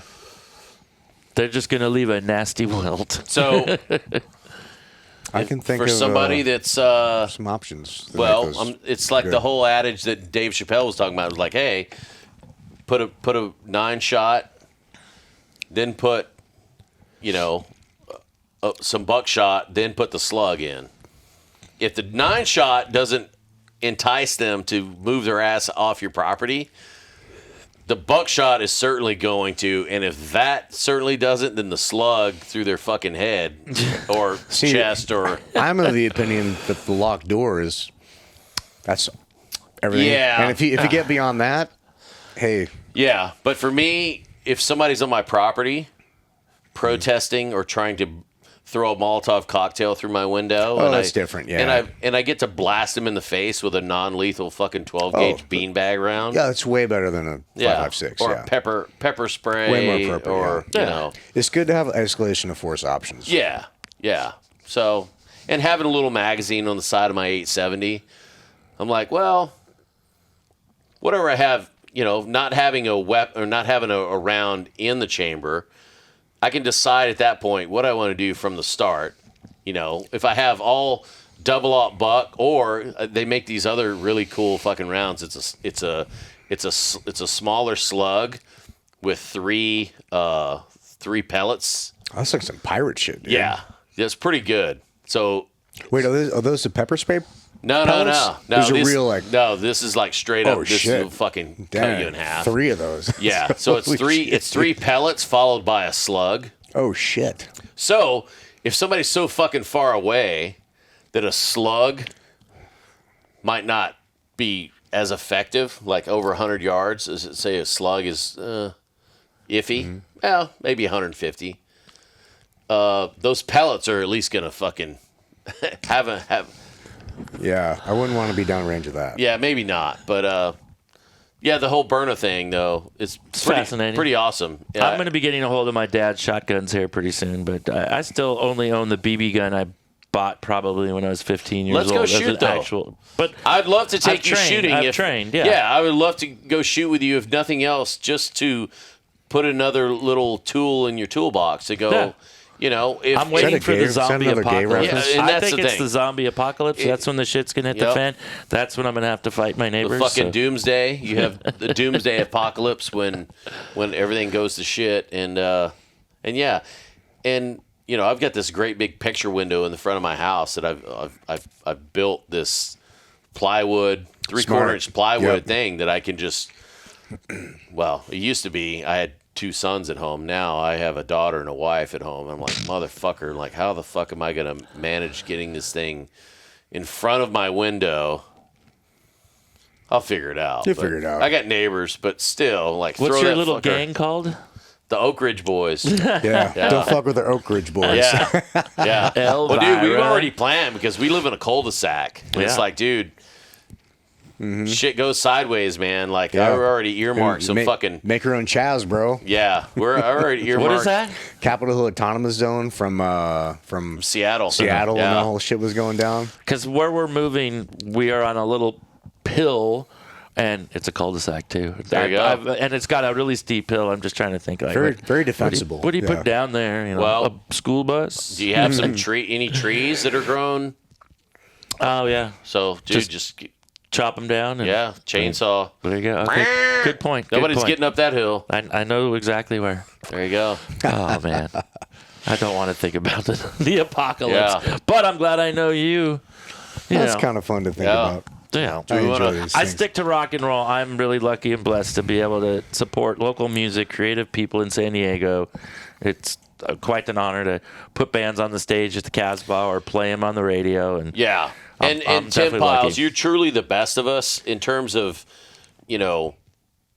things that you do in this community. You are literally fostering the amazing music into our community and bringing out the best in us. I tend to feel like maybe I'm not necessarily the guy that's the best of us, but I feel like You're the funniest of us. That's I'm the funniest, maybe, but not in terms of, I feel like what you're doing for the music community and, especially the local music, which doesn't necessarily need a boost, but I think it does. yeah. Well, And, I think we all need to be well rounded, and I think it's conversations like these that help people kind of like figure out that like people who are on the left and right spectrum of the political thing. We remember a time when it wasn't so divisive, and I think it's really cool to get back to that and be like, Yeah. hey man, you don't need to hate somebody because you disagree with their favorite fucking politician. Yeah. You know what I mean? Like, Yeah. just have a conversation with them. You'll find they have a lot more common ground than you might have thought you had before, and a lot of things you have in common, and just have some fun, have Yeah. some drinks together, and just have a good time, enjoy life. Well, Oh, well said. This guy right here, there's something I never thought I would have a friend, a Navy SEAL friend, as close as we are, and I could totally fuck with him and goof around with him and give him shit about his banners at his bar, and just be like, dude, like, Yeah. dude, really? Okay. But both you guys are really nice, genuine people, and sometimes people just do need to sit down and get over some bullshit. We're all human. We all bleed the same. Yeah. We all kind of have the same hopes and desires. So Most of us want the same thing too. What's the point? Just be left alone and have a good life. I think we that's don't it. just get back to center Yeah, exactly. and go, dude. But you're a fun, jovial dude. I'm going to assume that most SEALs are, leaning towards the right, are Republican type individuals. That's just in my head. I think of most military people probably lean in that direction. But you're just a fun, like, jovial goofball. Yeah. And honestly, I don't see an ounce of. Most of us aren't Republican. We're more if a political party is, we're mainly independent, right leaning, but that's only because the modern left is so left. But most of us just are I would say if the Libertarian Party could get their fucking shit together, I'd say probably 95% of the team guys I know fall way more in the Libertarian camp than the left. I don't think right. they're just apolitical and want to be left the fuck alone. I just don't really care that much. Honestly. Well, I like hearing that you're as upset about some of the stuff that's going on and the files that we're all reading, and that enough of that information isn't going into our brains. Exactly. It's ridiculous. And we feel the same way about it. It's reached the point where it's literally a battle of good and evil anymore, not even left and right. So Yeah. have you ever seen those films, The Omen? You know, the Omen movies? Yeah. It's all about Damien, Damien. this kid that's the devil. And, through the 3 movies, he basically becomes, this big shit. political He becomes leader, Epstein. and this whole thing. And Oh shit! There we go. who are they worshiping? Baal or something? Oh, it's Something like dude, that. it's so weird. Yeah. Oh, we do need Jesus to come back. Yeah. Well, hey, man. Great having you on the Yeah. show. Thank you Thanks, so much for guys. coming It's on. amazing, It's been a great amazing convo. fucking show. And, dude, we'll need to have you on again. And I think we should do a Liberty Risk, concert series or something. That'd be fun, man. Or go maybe hang not a out- concert series. Or Just at least go us to a bar or Go something. to a fucking show. Come hang out with Yeah, me at the that'd be dope. Casbah, Yeah. That'd We'll be get super dope. Electric Mud to play. You guys know Electric Yeah, Mud? bunch Those of guys team are guys. dope. I believe, a few Yeah. of them, right? Yeah. Right there. Yeah. I miss those guys. They were a fun band to book at the Well, Casbah. you call them the Hanson brothers, and they get mad because they're like, bop, bop, bop, bop. Oh, I was thinking of the Hanson brothers from Slapshot, the Yeah. skating film. They're Oh, like yeah, the yeah. From the punk rocker Charlestown dudes. Chiefs. Yeah. But good stuff, man. Thank Yeah, you man. for the 4 roses. Yeah. Coming up, besides all the other Yeah, stuff, yeah. at Tell us Casbah, where people can find you. No, the Rolando Park Street Fair is coming up in March. Remember, we got to Yes, hang out yes, there. sir. Rolando Park, that's the neighborhood I live in, over by SDSU. So there's a really cool street fair coming up in March, and we'll be hanging out drinking beer. And so. where can people find you and your endeavors? The Local Pyle. So I am Tim Pyles, Pyles, but my Instagram is The Local Pyle, Pyle. Cool. That works for or me. Casbah, Yeah, come see me at the Casbah. or wherever. Yeah. Yeah, listen on the radio, KGB Saturday mornings. What else is coming up exciting? I don't know. Just happy to support this town. This town deserves a lot more than it gets. Recognition and, it's easy to play pickleball in this town. I want people to get more into creative endeavors, music, art, culture. Yeah, it's awesome. This town, right? I mean, the beautiful weather is probably the main distraction Yeah. here. So anyway, Agreed. just support local music. That would be great. Awesome. Well, cool. Thank you. Thank you. All right. Yeah.